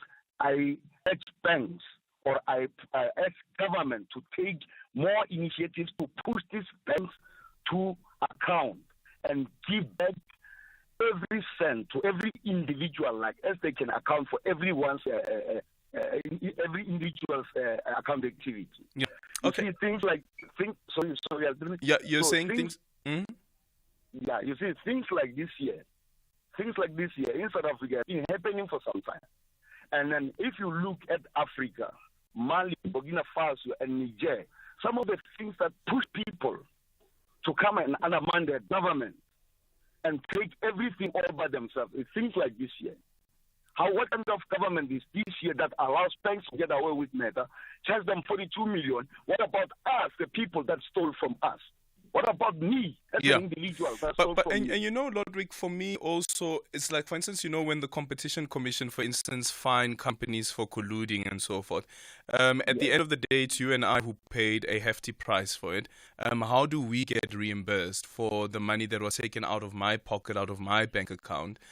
Whereas the Competition Commission would say, sure, we're going to fine them, and the money goes to the National Fund, but it doesn't come to me as the individual, the one who actually made the purchase at a hefty price. Exactly, that's the question. That is why I'm saying to you, like I'm pleading with this government to ask these banks to account to each and every individual, and if not so, because this has been happening for some time. These are some of the reasons why people are taking everything unto themselves. Like we've seen in Burkina Faso, Mali, and Niger. You can't blame them. Thank you so much, Lodwick there from Limpopo. Let's go to Pretoria quickly. Muhlatsi, is it Muhlatsi? Muhlatsi, good afternoon. Yes. Aldrin, good show as always. Thank you so much. Aldrin, I'm not sure. I'm not sure if you've obviously yesterday the Border Management Authority had a media briefing just to talk about the state of readiness for the festive season. Something very interesting happened at the bad bill border that where they were able to intercept 443 children. Yes, the buses. Yes, I think the buses under the age of eight, and who had no guardians or parents, just in the country. And now I'm asking myself, I credit to the Border Management Authority. I mean, as South Africans, we've been always complaining about our porous borders. So, and I'm asking myself, how many children have been passing, in this kind of manner before these ones have been intercepted? And where were these children going? And interesting part, I'm going to say this, I'm sure one of your fellow journalists from Zimbabwe, Hopewell Chinon, I saw on his X or former Twitter or the date, Hopewell, and actually I'm very disappointed, and that's why I responded to him. I said, what is this nonsensical? Hopewell says now to say that, that is, our government says that they use it as human trafficking. Hopewell says, no. It goes on Twitter and says, no, this is not human trafficking, it's the breaking of immigration laws. And many Zimbabweans are saying so. They're saying this is the breaking of immigration laws, it's not human trafficking. But without the guardians. Yeah, exactly. Go to his page, and I was shocked. But by the way, most of Zimbabweans they're saying no.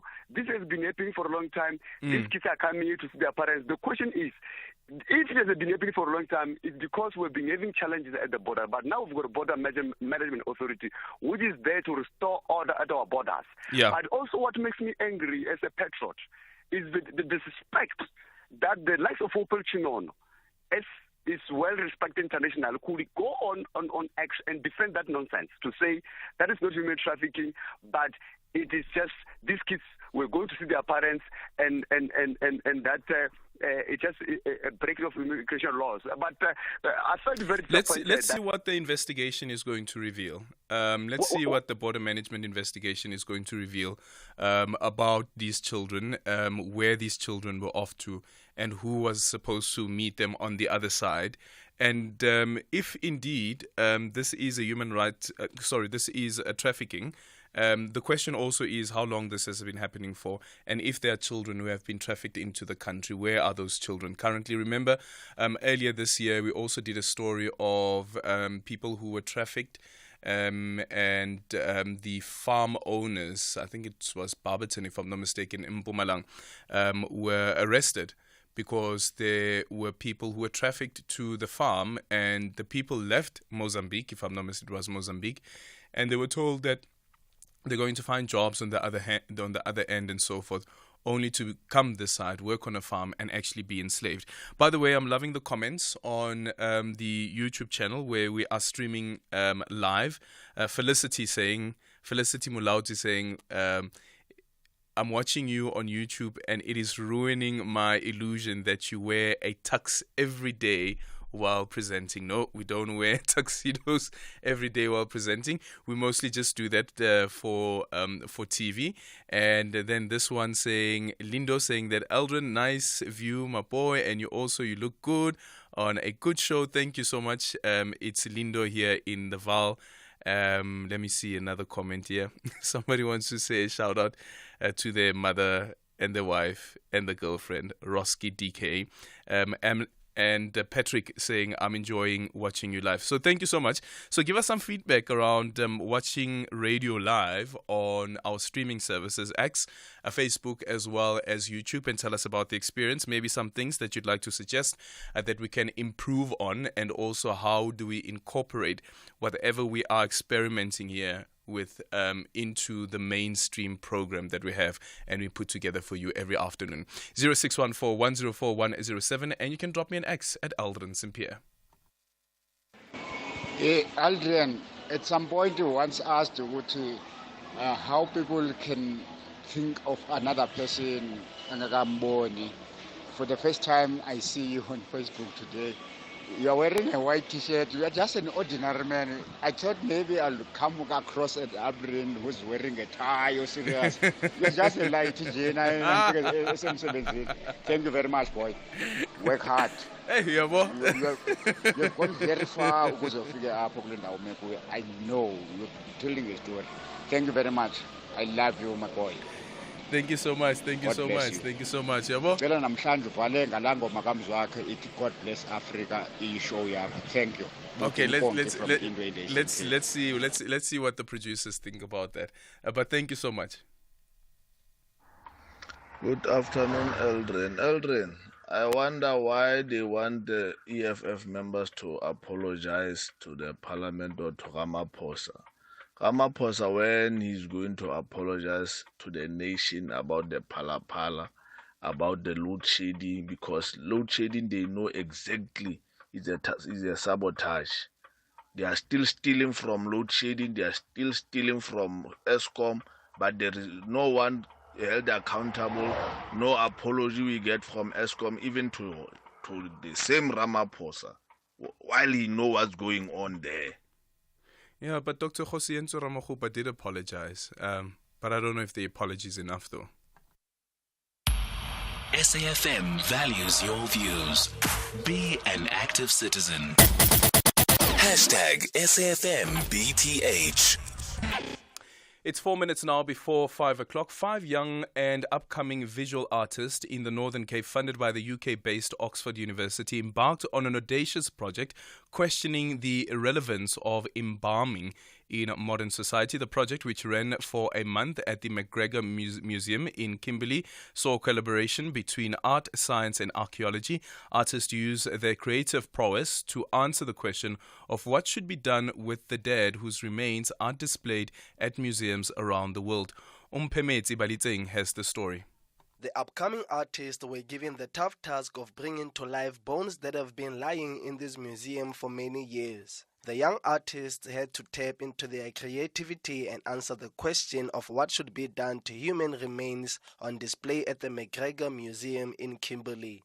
The young artists say the program has given them an opportunity to show off their talents. They maintain it has also empowered them with the skill of critical thinking and incorporating research into their work. Just push myself to step outside my comfort zone and work in ways that I haven't worked before. I gained the skill of doing research before working, and then learning how to work with other people. By you have to do research intense and then use all the objects that are in the museum to actually mix them into your art. This project helped Chris of as an artist, you really struggle getting exposure and other people to recognize you. And artists are very different, Chris. We don't talk a lot, so doing art is a way of expressing ourselves. The project was a collaboration of experts that include an artistic director, a scientist, and archaeologist. The main aim is to involve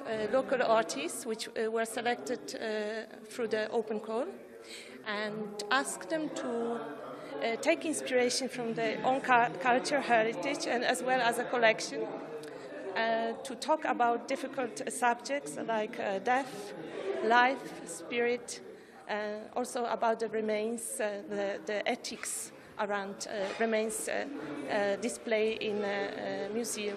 The archaeologists who participated in the project gave guidance to artistic interpretation while humanizing and immortalizing the dead. So archaeology is about telling history from objects, reading objects, the material traces of the human past, and that comes right up into the present. It's very relevant to the present, people's histories. People nowadays tend not to have a very good appreciation of the deeper past. We're so bound up in our cell phones and the last 5 minutes and the next 5 minutes, and so archaeology and museums in general give a much deeper appreciation. A sociologist doing research in health, science and ethics used her research to give artists a case study, which became their point of entry. In this particular project, this is collaboration between art, science and heritage, and my role is to give our very talented artists a bit of a background about ethics around human remains. So for example, we had one session about, is it the right thing to do a post-mortem on a dead body? Would they agree to do something like that for their families, for example? What are the issues related to religion, to their tradition and also the safety? The professors say they hope the pilot project will receive more funding for future partnerships and collaborations with upcoming artists. An exhibition of all the work will be open to the public next year. I am Umphemetsi Balitseng, SABC News, Kimberley. And it's 5 o'clock, time for the news. Independent and impartial. This is SAFM News. Concord rules on electoral challenge and shock over Diepsloot mob justice attack. Good day to you. The Constitutional Court says the contention by the Independent Candidates Association that a vote for a political party counts double than that for an independent candidate doesn't have merit. The court said it was possible for voters to split their votes. The Apex Court delivered the judgment in a challenge of the Electoral Amendment Act. The association brought the challenge before the court, asking it to declare the act unconstitutional and invalid, arguing that it was prejudicial against independent candidates. Justice Nonkosi Mtlatla. While the 2024 national elections will be the first elections South Africans will get to vote using 2 ballots for the National Assembly, it is not inconceivable that voters may choose to split their regional and compensatory votes. The applicant has not been able to prove that A, the split is arbitrary, and B, a vote for an independent candidate carries less weight. Therefore, the applicant has failed to discharge the onus of proving the model articulated by Parliament infringes on the equal protection provisions. For these reasons, the Section 32A challenge also fails.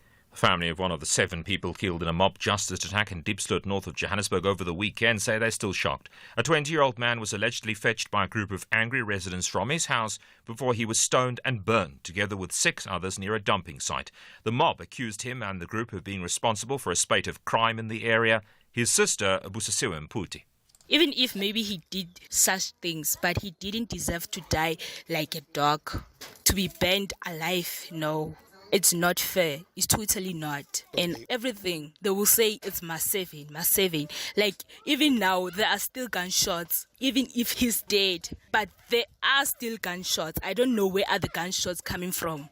Or maybe he's a ghost. He came back to kill those people. I don't understand. Passenger rail agency PRAS is encouraging South Africans to use rail as their preferred mode of transport between cities this December to avoid congestion on the country's roads. Over the weekend, PRAS announced that the long-distance mainline passenger service from Johannesburg to both Durban and Cape Town will resume this festive season. PRAS says passengers even have the option to bring along their vehicles at an additional charge. Rural women farmers in South Africa want to be given more land to ensure food security. Over 400 representatives from the Southern African Rural Women's Assembly have gathered for a general assembly at the Wit Sports Conference Centre in Johannesburg to celebrate rural women in agriculture. Assembly member Norem Lombozi. We need our government to recognize that women can do it. Women can feed the nation. With the little land we are having, we are able to produce food for the communities. What more if we are given more land? We are requesting to be given more land to produce more food for our people and also to fight for climate change, because the way we are producing our food, it mitigating the issues of climate change, unlike the commercial farmers. A surgeon at a hospital in the city of Khan Yunis has told the BBC that the hospital is overwhelmed by hundreds of wounded people as Israel mounts a ground offensive against Hamas in southern Gaza. The BBC's Rushdi Abu Aluf reports. The hospital, the main medical hospital, Nasser Hospital in Khan Yunis, they believe about 10,000 people. They are taking the hospital as shelter, and the hospital itself is overwhelmed by the number of refugees as well as the number of the people or being injured and treated inside this hospital. The top story, the Court says the contention by the Independent Candidates Association that a vote for a political party counts double than that for an independent candidate does not have merit. That's SAFM News. I'm Greg Khos. Coming up in your sports this hour, Banyana through to the 2024 Women's Africa Cup of Nations after beating Burkina Faso this afternoon. Sunshine Ladies Tour unveils a season of opportunity, and no Bavuma for ODIs as Cricket South Africa named Proteas squad for India series. More details at 5:30. SAFM, guiding you through the rush hour traffic. A couple of very heavy delays around the country, around some big crash scenes. One on the N1 North going up through Midrand. All lanes are open at this scene now. It's happened before, Olifantsfontein, but the traffic is heavy. It's all the way back to Buccleuch and back through Buccleuch on the Mike 1 down deep into sort of Melrose territory. So that's a pile of traffic from Melrose to deep in Midrand. You've got queues coming up the N3 from Lindbro Park into Buccleuch, and a queue after Ravoni on the N1 trying to get off that highway and onto the N1 through Midrand. The old Joburg Road Pretoria main option heavy with diverting pressure in that Midrand Centurion Shireen area as well. Also, crash going home to Soweto down by the N17 off-ramp. That is pushing traffic right back to 14th Avenue and looking very heavy. Route report to Soweto. Durban taking forever as well to clear this crash on the N2 southbound. It's happened between Gateway and Kwamashu. The backlog is extreme. It's right back through Gateway and right back beyond Sibaya. If you're coming from Belito or from the airport, you might want to think about joining the open section of the M4, the Northern Freeway, and take that as an option to get into Durban. Just off the highway, very busy through Mshlanga, and some load shedding around the Phoenix area causing delays as well. So the highway's jammed on both sides. The alternative route's very heavy. Cape Town, N7 queuing heavily today between Bosmansdam Road and the Voortrekker Road exit in Goodwood, and a crash on the N2 outbound at Somerset West just before Broadway Boulevard. Traffic stays heavy from Macassar. Rob Byrne, SAFM Traffic. Good afternoon. This is your captain speaking with just a little flight information. We're flying at an altitude of 37,000 feet and our airspeed is 400 miles an hour. Ladies and gentlemen, welcome to BTH Airline. I'm your co-pilot, Aldrin Sampear, and I'm with you from 3 to 6, flying you through the turbulent airwaves. But the landing will be smooth.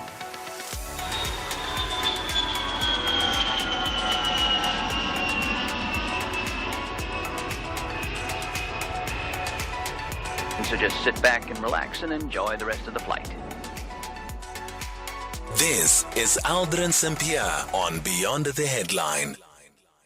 It is 7 minutes after 5 o'clock. Coming up on the show in this hour, we speak to Professor Nirmala Gopal, who is a criminologist and Professor of Humanities at the University of KwaZulu-Natal, as we look at this growing phenomenon of vigilantism or mob justice. Over the weekend, you may have heard in Diepsloot, this is in Gauteng, 7 alleged criminals were killed and burned to death by community members who have been accusing them of a reign of terror in the area of Diepsloot. So if you remember, during the last quarter of the police stats that came out, we spoke about the increase in the number of mob justice incidents and how mob justice has now become the second contributor to the overall murder stats in the country. So there's definitely an increase that we're seeing. And of course, it speaks to the lack of confidence that community members have in the criminal justice system and how the police are failing them as well. And they then take matters into their own hands. And I remember having this conversation with, and not promoting vigilantism at all. Not promoting vigilantism at all. But there was a time when I used to live in Orlando East in Soweto, and mob justice was a thing. And the crime in the area really went down because of that. Then there was an informal settlement where we lived in as well, and because of the mob justice as well, the crime went down because the criminals knew that if you were caught, you could be killed. But then, of course, the issue with taking such an approach is, and yes, we are constantly being told that community members know who the criminals are, but sometimes there could be mistaken identity, or sometimes it could be vengeance against somebody who has not actually done anything criminal against you, but somebody that you are very spiteful of, and they can accuse that person of committing a crime, and then the entire community then turns on that person.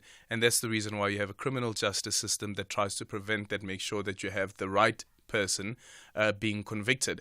But sometimes even the criminal justice system gets it wrong, and the wrong person is convicted. So how do we deal with this going forward? 0614-104-107, and you can also drop me an X at Aldrin Sampear.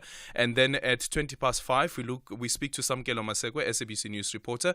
Earlier on, the ANC had a press briefing following the reports over the weekend that the party is broke, and looking at Ezulwini investment that now the sheriff of the High Court wanted to attach property from Luthuli House to remedy the 102 million rand bill that the political party amassed during its election banners for the 2019 national election. So that conversation coming up a bit later on. 0614-104-107. You can also drop me an X at Aldrin Sampear. And then at 20 Let's have the conversation. WhatsApp voice notes on 0614 104 107. Good afternoon, Aldrin Sampear. This is Flores from the Western Cape. Good day to you and your producers over there. Aldrin, yes, I think what would also be something new or not new that you can incorporate is by having interviews with the actual interviewees coming into studio while streaming. Because a lot of these women and men that gets interviewed on radio, they're sometimes making promises or they're lying because they know the audience cannot see their facial expressions. So yeah, I can tell you that will definitely beef up or spice up these live interviews while we as the audience watching and listening to these guys. Have a good show. Bye-bye. Good afternoon, Aldrin. Malisela here in Mpumalanga, but original from Limpopo. Aldrin, I agree with Ludwig. Ludwig is 100% correct. Actually, if maybe that 45 million was not in rands, instead in US dollars, then it would make a little bit of sense. And it should be shared among South Africans. If every South African received 1,000 rand from that 45 million US dollars, it would have been something better than nothing. But the government of South Africa caters for others except for its citizens. It be foreign nationals versus South Africans, it's foreign nationals that are going to win. It be business community versus South Africans, it's the business community that's going to win. No matter which sector, which department, or which whatever, it's the South Africans that bear the brunt of all the government's misdirects. SAFM values your views. Be an active citizen. You are listening to Aldrin Sampear on SAFM. 0614-104107, and you can also drop me an X at Aldrin Sampear. So we move over to this conversation next. We're in conversation with Professor Nirmala Gopal, who is a criminologist and professor of humanities at the University of KwaZulu-Natal. So as the police continue investigations into the death of 7 people in a vigilantism attack in Diepsloot, members of the community have come out and criticized the government for the lack of visibility within the community, given the rise of rampant crime. During the announcement of the latest crime stats for the third quarter of 2023, the Minister of Police highlighted the rise of vigilantism in violent crimes in the past quarter. So to unpack this, we now speak to Professor Gopal. Professor, good afternoon, and thank you so much for making time for us. Good afternoon, Aldrin, and happy to be back with you guys in conversation. Really appreciate it. What do you think is happening here? So as I painted a picture a bit earlier on to our listeners, is the last conversation that we had looking at the third quarter crime stats, it indicated that vigilantism or mob justice was the second highest contributor to murder that we're seeing in the country, and this is after robbery. So it even dwarfs the robbery numbers. So what's your reading, Prof, of what we're seeing happening with communities, especially this mostly happening in more poor communities, but also what sort of interventions should we be seeing? Thank you very much, Aldrin. I think let's allow me to disaggregate those two questions. Sure. So if I have to look at the first one, and that is what's happening within our communities, and why especially in poorer communities, I think one of the overriding theories that we look at, and definitely my personal interpretation, my own theoretical standpoint, is that crime is usually linked in poorer communities to poverty. Not a direct correlation, but in the absence of having jobs, in the absence of having good income, etc., people tend to get bored, people tend to get frustrated, and I think some of that frustration, boredom, anger, etc., plays itself out in criminal activities, more especially in violent crimes. And if we relate that specifically to the incidences of mob justice, the term mob in itself tells us there's a whole lot of people that are acting in concert, and usually it's one or two people who lead the mob into this particular way of being. I think we should then look at it in terms of what is happening at the individual level? What is the psychology of those individuals who are participating in mob justice?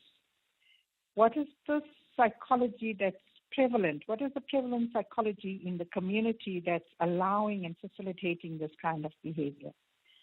Then if we move to the next level, and that is the institutional level, we look at the criminal justice system, and here I'm referring to all of the actors, starting with police, the police act, for example, and then the courts, and finally correctional services. So is the criminal justice system failing our citizens in any way that is prompting them to lose confidence in the criminal justice system? And I think we already know that there is a huge perception out there that the criminal justice system does fail South Africa. And I think within those two contexts, when you bring them together, we find that it provides a fertile space for mob justice. So how can we intervene or reduce some of these? I think really education at the individual level, education at the community level, and definitely training of our South African police services or all members of the criminal justice system. But in addition to that, definitely providing economic or employment opportunities for the people of South Africa. So considering that, well, for some communities, they may argue that mob justice, which has attached to it the idea of justice, being attached to mob justice, is that they would argue and say that this is actually working for us. It is unlawful, it is criminal, but this is actually what is working for us in our community, and this is how we are trying to deter the criminals. Is there perhaps another way of looking at mediating efforts that communities can come up with when it comes to crime, outside of just pursuing the criminal justice system? So we have the community policing forums, and I think the community policing forums should actually do the kind of work that they are mandated to do. And one of it is to empower the citizens. And if the CPF, the community policing forums, can be used as a mediating instrument, that would be a good idea. But I do think that you've got to have knowledgeable individuals who are able, strong and knowledgeable individuals who are able to persuade communities that mob justice or violence in any form is not the solution. It's not an easy task. It's a long-term task. It's a long-term effort. It requires a great deal of resources, whether it's human and other resources. But I think the conversation must start somewhere, mediating within the community and having community arbitrators as well, in terms of where there's a dispute or a conflict that arises among community members. Yeah, I'm actually now reminded of a listener who made a suggestion around how to relook at the SGB forum, and was saying that include the councillors on the SGB forums as well. But now listening to what you're saying, I think of criminologists, perhaps, maybe people who have retired, police officers that have retired, and the role that they can then play within the CPF as a forum that can be used to foster the kind of safe communities that we require. I think that's an excellent suggestion that you make, Aldrin. I never thought about it in that way. But then I think we need to go back to the drawing board, and you've got to have community voices and almost like a referendum that calls for professional people or people with expertise to be part of those forums. Yeah. And I think that's an excellent suggestion, really. Yeah, because what we know as well, for instance, coming from a poor community, is that with sending your child to school, the education that comes, there is the upward mobility, of course, and sometimes they move out of the community that they grew up in, and they end up living in suburbia.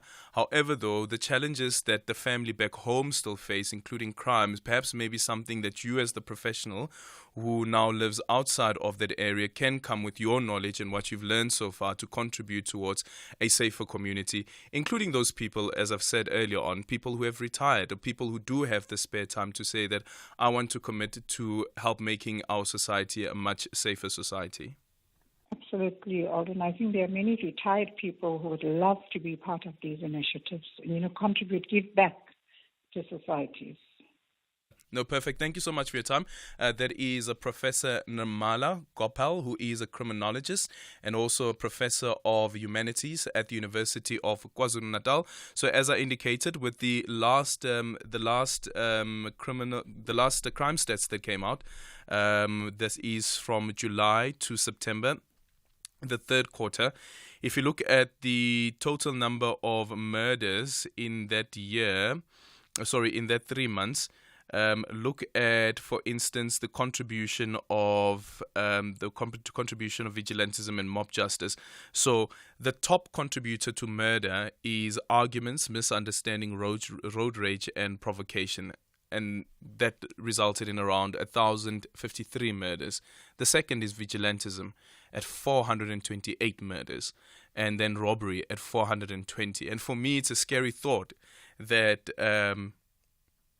that vigilantism is now even dwarfing murder. Vigilantism is even dwarfing robbery when it comes to the contribution towards the overall murder stats that we are seeing in the country. And could this become a bigger and bigger problem? And how do we nip it in the bud? But also the other issue is the criminal justice system and people having lost confidence in the criminal justice system. Actually got a call from one of our listeners, former magistrate at that as well, saying that there is somebody that he knows, who a young girl wanted to open a case, and he believes that the IO could have been paid off to make the docket disappear. So those are the other issues that you deal with as well. 0614-104-107, and you can drop me an X at Aldrin Sampear. Hi, Aldrin. I'm Elvis in Centurion. I lost a friend 3-4 weeks back at Deep Sloot. The guy was driving from one extension to another extension. It was around 9 or 10 in the afternoon. They killed him just because of a cell phone. Apparently he was maybe using a phone while driving. Then they killed him. They leave him there with a car. The only thing that they took is a cell phone. And when I asked, they said, no, it's becoming a trend. You don't drive at night at Deep Sloot with a cell phone. They just kill you and take the cell phone and leave you to die. I mean, the mob justice that just happened, I'm hearing from the news. It's very painful for people to take the law into their own hands. But at some stage, when you went through that feeling, that pain, believe me, you will understand what Deep Sloot people are doing at the moment. #SAFMBTH. 23 minutes after 5 o'clock, in conversation next with Samkelo Maseko, SABC News political reporter. In the past hour, the African National Congress held a press briefing on the status of Ezuleni investment after the sheriff of the High Court failed to attach property from Luthuli House to remedy the 102 million rand bill the political party amassed for the election banners for the 2019 national elections. According to the reports, the governing party blocked access for the sheriff of the Gauteng High Court. To tell us more about the position of the African National Congress and what emerged from the briefing, Samkelo Maseko now joining us on the line. Samkelo, good afternoon. Thank you so much for making time for us. What happened this morning? A very good afternoon to you, Aldrin, and to the listeners. Essentially, what happened this morning is that the sheriff's office, led by the deputy sheriff, went to Luthuli House, the headquarters of the governing party, wanting to attach a number of assets belonging to the ANC in order to try and recover the debt and pay for the bill of Ezuleni, which is about 102 million rand. But Mahlengu Mutsiri, the spokesperson of the ANC, essentially saying that that deputy sheriff was not meant to come and attach assets of the ANC due to the ANC's legal team having engaged with the Ezulwini legal team on Friday, and that the ANC has approached the Constitutional Court. In the words of Mahlengu Mutsiri, it's a matter of principle, and that they do have the money to pay Ezulwini, but they will not pay them until their legal avenue has fully been vented.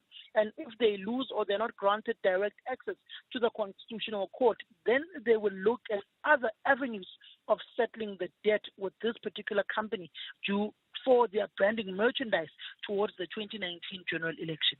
So nothing was attached today? Nothing was attached today.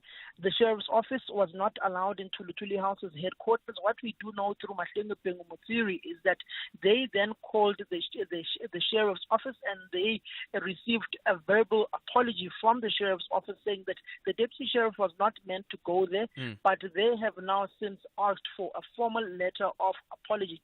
But it boggles one's mind, particularly knowing that just this weekend there were media reports that the ANC is in the red. They will not be able to afford to pay for the upcoming 2024 general elections, where the ANC will be fighting for its life in an election where it's at its weakest, and also knowing that there are many ANC leaders whom are millionaires, if not billionaires. For instance, if you look at the financial muscle of the president of the ANC, you look at the financial muscle of the deputy president of the African National Congress and deputy president of the country, who stays in a 37 million rand mansion in Waterfall. The ANC, in the diagnostic report of the then Secretary General of the ANC, Gwede Mantashe, it spoke about how ANC leaders have become richer than the organization itself. So the issue around the money, because the ANC has argued that the person who signed off on the contract with Ezulwini Investment had no authority to do so. Therefore, the party believes that they are not liable. Is that still their position?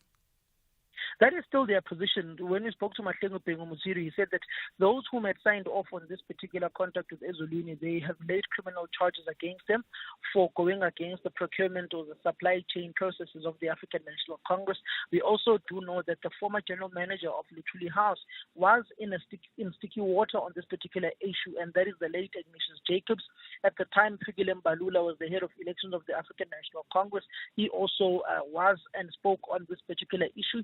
And he is fully abreast of what is happening with Ezulwini. But one of the most critical issues is that the ANC is simply saying that they are refusing to pay Ezulwini at this point in time on a matter of principle. One can only say that the principle that they are raising is that they were not legally bound to pay for this contract, as they have alleged that the person who signed off on this contract did not have the powers in the ANC supply chain processes to sign off on this particular deal. Other than that, they are saying that if they were to not be granted direct access, they will look at other avenues of settling this particular debt, but saying that their bank balance is pretty healthy and they would and could be able to settle this particular debt. So it means that the party has money for the January 8th statement, the party has money to pay its staff members, and the party has money for its 2024 election campaign. Well, to give them credit, Aldrin, since Dr. Gwenda Ramokgopa took over the reins of the Treasurer General's office, they've not had those particular hiccups that we saw prevalent in the tenure of Paul Mashatile as Treasurer General of the ANC, not being able to pay salaries months on end. Gwenda Ramokgopa has been able to pay those particular salaries. The month does not end with ANC staffers having not gotten their salaries under Dr. Ramokgopa's tenure. Whether they are financially afloat for this particular election, only time will tell. But looking at the various rallies that they've been having in the various 54 regions or 52 regions of the African National Congress across the country on these manifesto reviews and the various provincial report backs, and also the planned Mbombela 112th anniversary of the African National Congress, go further that on the 20th of January or sometime in January, they are also looking at having their Maihlome rally for the elections, which was supposedly meant to be at Moses Mabhida Stadium. They've now been overtaken by the EFF, who went ahead and pronounced first. They certainly look like they are financially afloat for the upcoming general elections next year. Thank you so much. That is SABC News political reporter Samkele Maseko on the financial status of the ANC, and also an attempt earlier on today by the Sheriff of the High Court to attach some of the assets of the African National Congress at its headquarters, Luthuli House, and we're speaking here about the governing party. It's not just any other political party. It is the governing party here that we are speaking about. 0614-104107. You can drop me an X at Aldrin Sampear. Our studio line is 086-000-2032. And you can drop me a comment on our YouTube channel page and also on our Facebook page. Yes, many people are actually tuning in. I'll be reading some of your comments as well from there. 0614-104107 and tweets at Aldrin Sampear. It's 5:30. Time for the news headlines with Greg Host. Good evening. Good evening and thank you, Aldrin. In these headlines, the ANC says the Sheriff of the Court has apologised for what it calls a spectacle caused when the Deputy Sheriff came to attach assets belonging to the governing party earlier today. The Court says the contention by the Independent Candidates Association that a vote for a political party counts double than that for an independent candidate does not have merit. And controversial farm manager Mark Scott Crossley has been in prison for 8 years by a court in Limpopo. More on that story and other news at 6 o'clock. SAFM, guiding you through the rush hour traffic. Oh, it stays very heavy on the run through Midrand today. We've got now two breakdowns around New Road, blocking separate lanes, and then this collision on the side of the road up by Olifantsfontein. So really the traffic is under pressure from Melrose on the Mike 1 all the way through to about Samrand Road before you feel you're out of that. A lot of pressure on the old Joburg Pretoria Main Road option to the east of the highway, with motorists coming off the highway out of that queue and just jamming up the R101. That's very extreme delays as well. Also crash going home to Soweto on the M1 south to the N17. So from 14th Avenue, you sit in the backlog of traffic. Durban been really hard hit with this big backlog of traffic on the N2. This collision scene before the Komashu Highway exit. Traffic is still heavy all the way back to Sibaya. A lot of people diverting away from that and just jamming up the M4 from Mshlanga through towards Virginia Airport. So if you're in from the airport, you've got heavy pressure into the crash on the N2 and a big backlog on the M4. Both routes into Durban are heavy. Cape Town, the collision on the N2 outbound at Somerset West. That has finally been cleared. That big backlog's made its way through. And there is some load shed around Goodwood, Parow, Plattercliff and Panorama. So N7 going south through Goodwood's quite heavy. And the Plattercliff Road's a big queue of traffic from Plattercliff Road down towards the N1 highway. Rob Boon, SAFM Traffic. This is SAFM Sports with Duming Khapele. In your sports this hour, Banyana have qualified for the 2024 Women's Africa Cup of Nations after beating Burkina Faso 2-0 at the Lucas Masterpieces Maripa Stadium this afternoon. They had advanced on a 3-1 aggregate win. Goals from Linda Mtlalo and Nicole Michael sealed victory for the women's national team, as they also bid farewell to Janine van Wyk, who bows out as the most capped African footballer, male or female, with 185 caps for a national team. Staying with football, Stellenbosch FC coach Steve Barker believes that the club's model is paying off, as they are one game away from their cup success. The side from the Winelands will face TS Galaxy in the final of the Carling Knockout Cup on the 16th of December. And even with this possible access to the kind of money that would make his team extremely competitive, Barker argues that they've done it the hard way. We each asked the question, the whole squad, what makes you feel special and to be part of this group? And I actually said, to be part of this club, we don't buy opportunity, we create opportunity. So I think that's the way we do things, and we'll continue to create opportunities. To see all the way to Makanya in the stands today, coming back from MLS, looks like he's got an Adidas sponsor or something. He's looking sharp there. To see somebody like that coming back and supporting the team, a player like Mtetwa, he SMSs us and says, well done, making the final. In golf, South African golf will have one of its most inclusive season in history, with the 2024 Sunshine Ladies Tour set to feature a strong schedule of its own, as well as representation in the Men's Sunshine Tour. The upcoming Sunshine Ladies Tour season will consist of 9 tournaments running from February to April next year, 2 of which will be co-sanctioned with the Ladies European Tour. And added to this, the winners of each of these events, as well as the overall Order of Merit Champions, champion will earn a place within the men in the Sunshine Tour's new Waterfall City Tournament of Champions, where they will compete for a first prize of 1 million rand, and that's at the Royal Johannesburg Golf Club's East Championship course from the 2nd to the 5th of May. In Cricket South Africa have named the Protea squad for the all-format inbound tour against India from the 10th of December to the 7th of Jan. The tour, also known as the Freedom Series, comprises of 3 T20 internationals, 3 one-day internationals and 2 test matches. And one of the major talking points from the squad selection is that ODI skipper Themba Bavuma will not be playing in this 50-over games, and he will also not form part of the T20 series, while fast bowler Kagiso Rabada has also been left out for the white ball leg of the tour.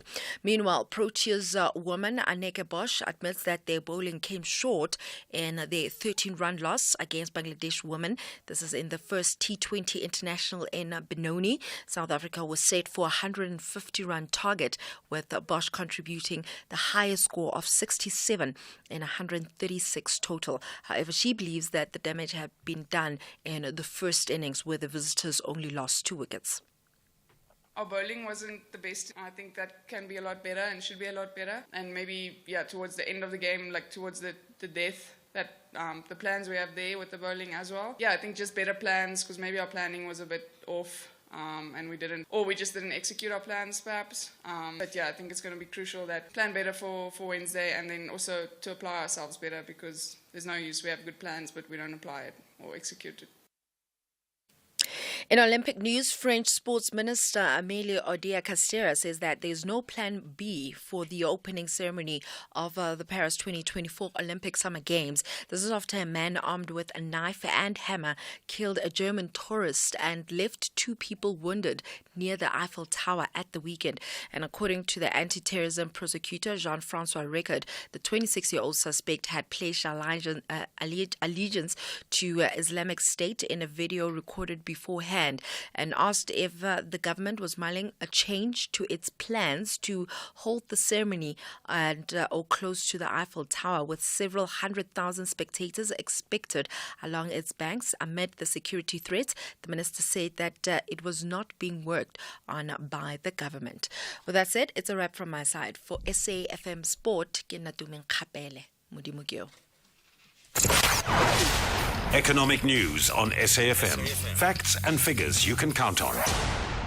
And let's get a MoneyWeb market update with Jimmy Moyaha. Jimmy, good evening. Welcome to the show. What's coming up? Good evening, Aldrin. Good evening to the team and good evening to the listeners. We're looking at a couple of things today. We're taking a look at how the markets have moved. Obviously, there were a lot of movers. The oil price is down. Gold price made new record highs that we've never seen in the history of life. The rand is back towards 19 rand. There's a lot of things that are moving around as we head into December. So we reflect on what's happening there. We speak to Capital Appreciation. I speak to their CEO around their results. There was an uptick in revenue. They had stronger numbers. We just have a look at how that business has been performing. And then I also speak to the CEO of Alexander Forbes around their performance. They reported half-year results. And even though we saw a significant increase rather in their operational expenditure, that was entirely offset by the fact that their operating profit from operations was 3 times higher than the increase in expenditure. So the business clearly must be doing very well, and they've got just under R1 billion in cash. I'm going to ask what they're going to do with that. And then we speak to an FNB economist around the agricultural export increases that we've seen. We know that we're going through citrus season in South Africa, and that's always an important thing, but there's been changes in the European regulation that's going to potentially affect that. So we just reflect on those numbers and see potentially if that'll improve our GDP numbers that come out tomorrow. And then because it's Monday, we've got that personal finance segment that we have on Mondays, and we are in the December period. So I'm looking at what do you do if your partner leaves to go buy bread and doesn't come back. We're looking at the breakups and how to navigate your finances if you're ending a long-term relationship. So many of us go through unfortunate conversations and unfortunate decisions. You end a relationship with a partner, you end a marriage, you move out, and you're now stuck with joint bills and looking after other responsibilities. And we just make sure that we understand how to navigate that financially, because in as much as we might be going through an emotional pain, unfortunately, the reality is banks don't wait for us to get over those emotions. So we need to be prepared, and hopefully we can help the listeners prepare if you are going through such an event, or even if you're not and you're just interested to know how you'd navigate that. But before we get to that, as I said, the market has been moving quite a bit today, and Henku Creer has been keeping an eye on that for us throughout the day. Good afternoon, Henku. Thanks as always for keeping an eye on the markets. Not happy with the rand price, but I'm not going to lie, I am loving where the oil price is at the moment. Yes, Jimmy, good evening to you, and hello to Aldrin, and good evening to all the listeners. Yes, not much heartbreak on markets today. If we look at what's going on in the US, the Dow Jones currently about 0.3% down, the S&P 500 losing 1%, and the Nasdaq trading 1.7% weaker. Then European stocks closed quite mixed, with the FTSE 100 and the CAC 40 each about 0.2% down. But the DAX in Germany finished 0.2% stronger.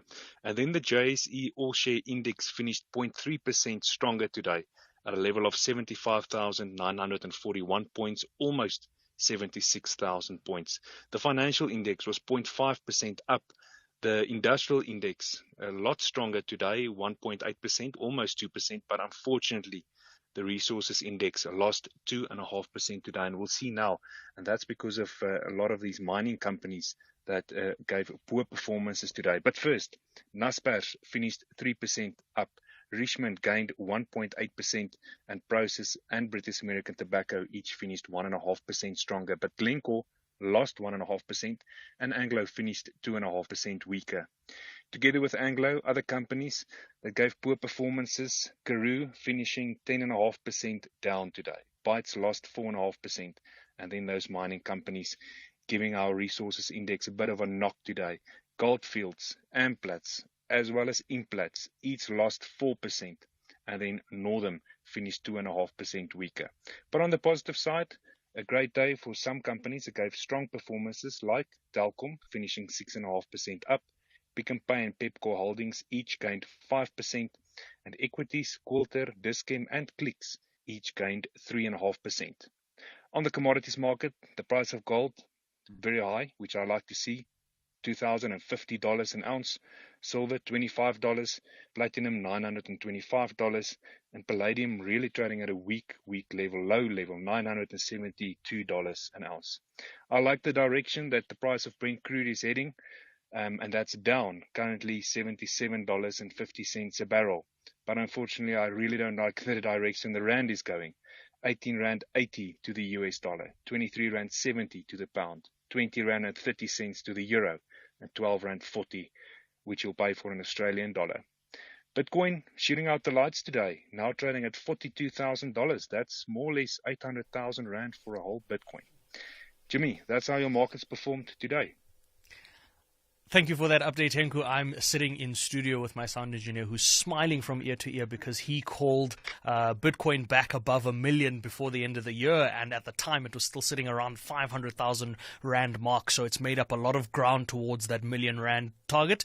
It's got a couple of weeks left to go, and by all accounts it looks like we might actually get there. We'll keep an eye on that, and we'll update this and other stories for the listeners just after 6 p.m. For now, Aldrin, it's back to you and the team, and we're going to be back later. Thank you so much, Jimmy Moyaha, back again just after 6 o'clock. We're taking your calls on 086-000-2032, voice notes on 0614-104-107, and you can drop me an X at Aldrin Sampear. It feels like it's a holiday already, eh? It's in those minds young and aflame, in the reach of those dare to reach, in the possibilities dancing just for you, in the eye and ear of a dream in fever. Yes, it's in hope. Hope in light pulled near and sent afar. Yes, it's in hope. From us to you. SABC Education. Enriching minds. Enriching lives. Gautrain is for the legends who make moves to save, and pay from as little as 35 Rand from Hatfield to Centurion. It's for Ikoko, who's steady chill on neutral on a downhill, just to save fuel. So when it comes to travel, make moves that save and pay from as little as 35 Rand from Hatfield to Centurion Station. Gautrain, for people on the move.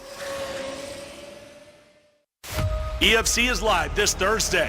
3 incredible title fights in one night. The welterweight strap is on the line as Mark Hume takes on Peace Ngopane. And the most dominant featherweight Iga Cabeza faces the only man he has lost to in 6 years, the Pitbull, Ronaldo Exon. Plus, the finishing machine Humphrey King Cobra Malenga takes on Kaleka Kabanda for the vacant lightweight title. EFC 110, watch it on SABC Sport Channel on DTT Channel 4 from 7 p.m. Brought to you by SABC Sport.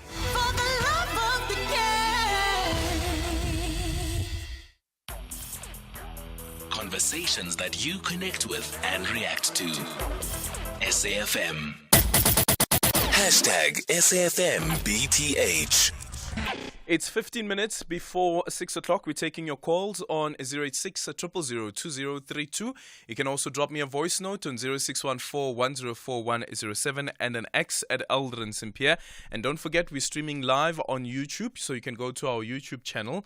That is the SAFM Radio YouTube channel. So just search for SAFM Radio and we will pop up there, and then tap on the live stream and you can follow the show live and also see me. I have to say though, feeling ngathi, you know, umuntu mele ejima kancane. Because we could get away with a lot of things here on radio, but now with the advancements of technology, not so anymore. So umkhabanyana lo mele ungiyehlise. 0614 104 107, and you can also drop me an X at Aldrin Sampear. I'll also be reading your comments on our YouTube streaming page as well as our Facebook streaming page. We got an X from one of our listeners, Showen, saying that he's following on X, but unfortunately can't make comments. So the team can just look into that. Let's read some of the comments, starting off on the YouTube page. This one from Terry T, who says, Mandla in Butle Park, try not to become a man of success, but rather try to become a man of value. You are successful through your hard work, but before now you become a man of your value because you value your listeners. Thank you so much. Thank you for that. And this one from Ashley, who says the ANC must also send a letter of apology to us, the South African people. And Tommy Williams saying that, hi Aldrin, I always listen to your show on my way back home from work. Now I get to put a face to this great voice. Wonderful show as usual. Thank you so much. And then on Facebook, this one saying that nice to see you. That is Banele on the Facebook live stream. And Senzo, I promise you that I'll change my ways. Senzo says, we do enjoy it, Aldrin. This is now following the live streams. However, though, you always neglect us Facebook here. I'll do better. And you know the thing is that I'm not active on Facebook, hey? I'm really not active on Facebook. I need to change my ways. I'll change my ways, Senzo, and I'll try to be more active on Facebook and get more of your contributions actually and incorporate it into the show as well. And this one, Edmond, saying that, well, Aldrin, our pilot saw you at the 29th meeting with the former Chief Justice. And this one from Tsidi so says, hi, Aldrin, I enjoyed BTH live feed. Thank you so much. And Moses, always great show, Aldrin. Look at the camera. I'm kidding. It's not TV. Yes, look at camera one. And there's a camera person in studio who's laughing because he knows exactly what that means. 0614 104 107. Let's take your voice notes and then we'll take your calls on 086 000 2032.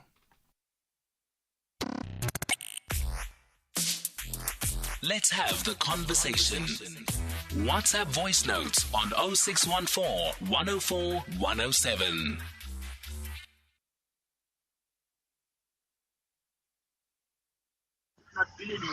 Good afternoon, Aldrin. It's Vugani from Durban. Aldrin, I just wonder how is it going to be possible for the ANC to contest the election if it's in liquidation? Because as soon as the sheriff attaches the property, that means the ANC is in liquidation. How are they going to contest? Because the party cannot contest the election if it's in liquidation. Hey, Senator Ramaphosa has done it again, has destroyed the ANC fully. Good afternoon, Adrian. I'm back again. It's shocked when I heard that the ANC is broke. To me, it's like a joke. They work on parliament, all of them. Contribute your salary as the leaders of ANC. As you work in parliament, how much they in a month? Contribute the man together and then pay a Zuluin. And then the credit that they own a Zuluin will be clear. Will be finished. They must contribute themselves. Why they just run away from that? Because it's their own organization. It's shocked that the ANC is broke. Who make the ANC broke? It's themselves. Who must be blamed? Themselves. Thank you, Andrew. Good afternoon, Aldrin and the team. I think regarding the judgment on load shedding on hospitals, schools and police stations, I believe that the judges or the judge who did an order on that is quite aware of what they were saying. The decision was not emotional. It was not done in a heated moment. They are aware. I believe South African judges are quite able to interact with technical terms that are not necessarily legal, rather, in for that matter. How I look at it, I think the judiciary has given the South African government enough time to sort the load shedding issue out, and they haven't. There has been no political following on them judging on schools, hospitals, and police stations. It will be the general public that people should not go without electricity, or it will be businesses. Because quite honestly, a child who was born in 2008 does not know South Africa without load shedding. That's about, 14 years of living with load shedding. I do not think the judgment is emotional. They are looking somewhere. They are opening it up for some of us to actually take the South African government to court for load shedding. And it is proper and it is time. Call us on 086 000 2032. Sure. So you get the declaratory order that says that load shedding is breaching our human rights. Then what? Then what happens? Do we sue the state? Do we get the state to compensate? And because the other thing about declaratory orders of that nature is that you try to evoke a bit of shame that's going to come from the state, and then the state showing remorse. But what are the chances of that happening? What are the chances of that happening? Thabo is joining us from Limpopo. Good evening. Hi, Thabo. Hi, Adrian. Sorry. It's good. It's Thabo here. How are you doing, Thabo? Good. Long time. Just a quick one. The first one, the ANC can just continue doing what they do, which is loot the public budgets and go pay for their own, so that they can be able to stabilize the Lutuli house. They continue looting, and yet they loot in their own house. Now they can't pay everyone, public sector and also Lutuli house.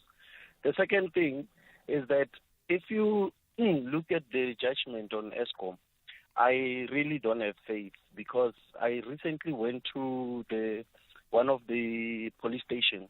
I mean, the ceiling is falling. I had to borrow the policeman. I had to borrow him a pen for him to do his job. I mean, what about having to buy converters and generators? Yeah. So I don't see anything going right, except that people must just vote for other people. That's a change. I know change has a lot of anxiety, but I think with change, a wise man always changes his mind. Thabo there from Limpopo, reminding me of a call that Kathy fielded this morning from Michael's. And Michael's was driving back the point home that if you say that you want to vote the ANC out, what exactly is it that you're voting for? Right? So there is the voting out, but what is it that you are voting for? And what do you think that vote would translate into outside of just that you want the ANC out? So it can't just stop at anything but the ANC, but what else is it that you are voting for? Temba joining us from Gqeberha. Good evening. Good evening, Aldrin. How are you? Good, how's it? I'm good, man. Look, Aldrin, there's an issue, man, that is always bothering me. One, the well-known as two-pot pension system. Oh, yes. Did you see that it will now start in September? It will start in September, yes. Yeah. It will start in September. But my issue is not there. Mm-hmm. My issue is, do you remember that this was one of the relief that were declared by the president for COVID Mm-hmm. in 2020? Mm-hmm. It did not happen in 2020. It did not happen in 2021. It did not happen in 2022. It did not happen in 2023. Why do we still need it? Those who are purporting that workers still need this money are the ones who are scamming us. Because you must look, Elred, at the whole impact that this change in pension and provident fund will have perpetually to workers. So what's the impact? What impact do you think it will have? The impact is you are not going to have, remember, provident funds, once you retire or you resign, you will have your money. Mm-hmm. And you will go either start your business or do whatever you want to do with your money that you've worked for. Mm-hmm. Now you're not going to have that money. No, that's not true. There's the 2/3 that still remains. No. Remember, the 2/3. You are not going to be given a lump sum. You're not going to be given that money, Aldrin. Yeah, I need to. It's broken into two, isn't it? So Yes, so that's the 1/3 that you'll get access to now, and then there's the 2/3. No. I'm not into now. I'm into when you resign, when you leave work. Yes. What money? Which one are you going to get? The 2/3 will remain there. Remain where? Your provident fund. Then you're only going to get 1/3. No, Aldrin. You are not going to get money, Aldrin. You're going to get you what? You are going to get on monthly basis. It's going to be converted. But that's your money, right? That you're still going to get. It's not like the money is going to disappear. No. The point is, we used to get whole of our money. Yes. You are now not getting your money. You are going to get paid at the end of the month until you die. So you're still going to get your money? No. You see, this is what is wrong, Aldrin. The difference is this money is being used now, is keeping other people afloat, active in the economic space. Yes. But you are not allowed to have your own money in your own hands. Yes. That's where I am. So what do you mean that you will not have your money? Aldrin, remember, if I retire today or I resign from my work, all my pension fund or provident fund will be paid into my account. And if you retire after this thing, after it has been enacted? If you retire after it has been enacted, you are not going to get that money. You are going to be paid as if you are paid. So you will get your money? You are going to get... So what you're arguing is that your point is that while you will get your money, your point is that I'm not happy that I'll be getting it in intervals. No, I don't want it in intervals. Yes, but you will get your money. But you know what, Temba? Let's do this. We'll try to do an interview on the two-pot system and exactly how the two-pot system will be working, the pros and cons around it, and also some of the suggestions that some of the people in the financial sector is putting through. For me, also, my concern has been that you're working hard, right, and you're saving your money, and your money gets put away. And then the provident funds and so forth, all of these funds that you're putting your money into, they're allowed to go and invest your money. And other people are able to make money out of your money, and you're not allowed access to that money up until a certain stage, unless if you want to be taxed on that money. So here you have a 2-pot system. You get 1/3, and then the 2/3 will remain in the system. So let's do an interview and see if you can have a discussion around the pros and cons around what is being proposed and what other stakeholders are also putting forward as some of their concerns. But we've come to the end of our voyage. Thank you so much for choosing Flight SAFM BTH 3 to 6 with me, Aldrin Sampear. Today we're playing out with The Soil featuring Ladysmith Black Mambazo, Hambo Yosebenza, and our parting shot is from Dr. Tema Brian Davis, who once said, "You want a new home, you deserve it. You want a new pair of shoes, you deserve it. You want a brand owner, you deserve it." It starts by thinking positively about who you are and what you want. Soon, the way to envision things is going to change and change for the better. Bonga is reading our credits this evening. Ladies and gentlemen, we've landed safely thanks to our captain Aldrin Sampear and Dumena Sports Desk. The production team, Kanya, Vusani, Sia and Lundi. Double thanks. Enjoy the rest of your evening. Bonga in Durban. Aldrin Sampear on Beyond the Headline. And remember to love each other and lead with compassion. Totsins, enjoy the rest of your evening.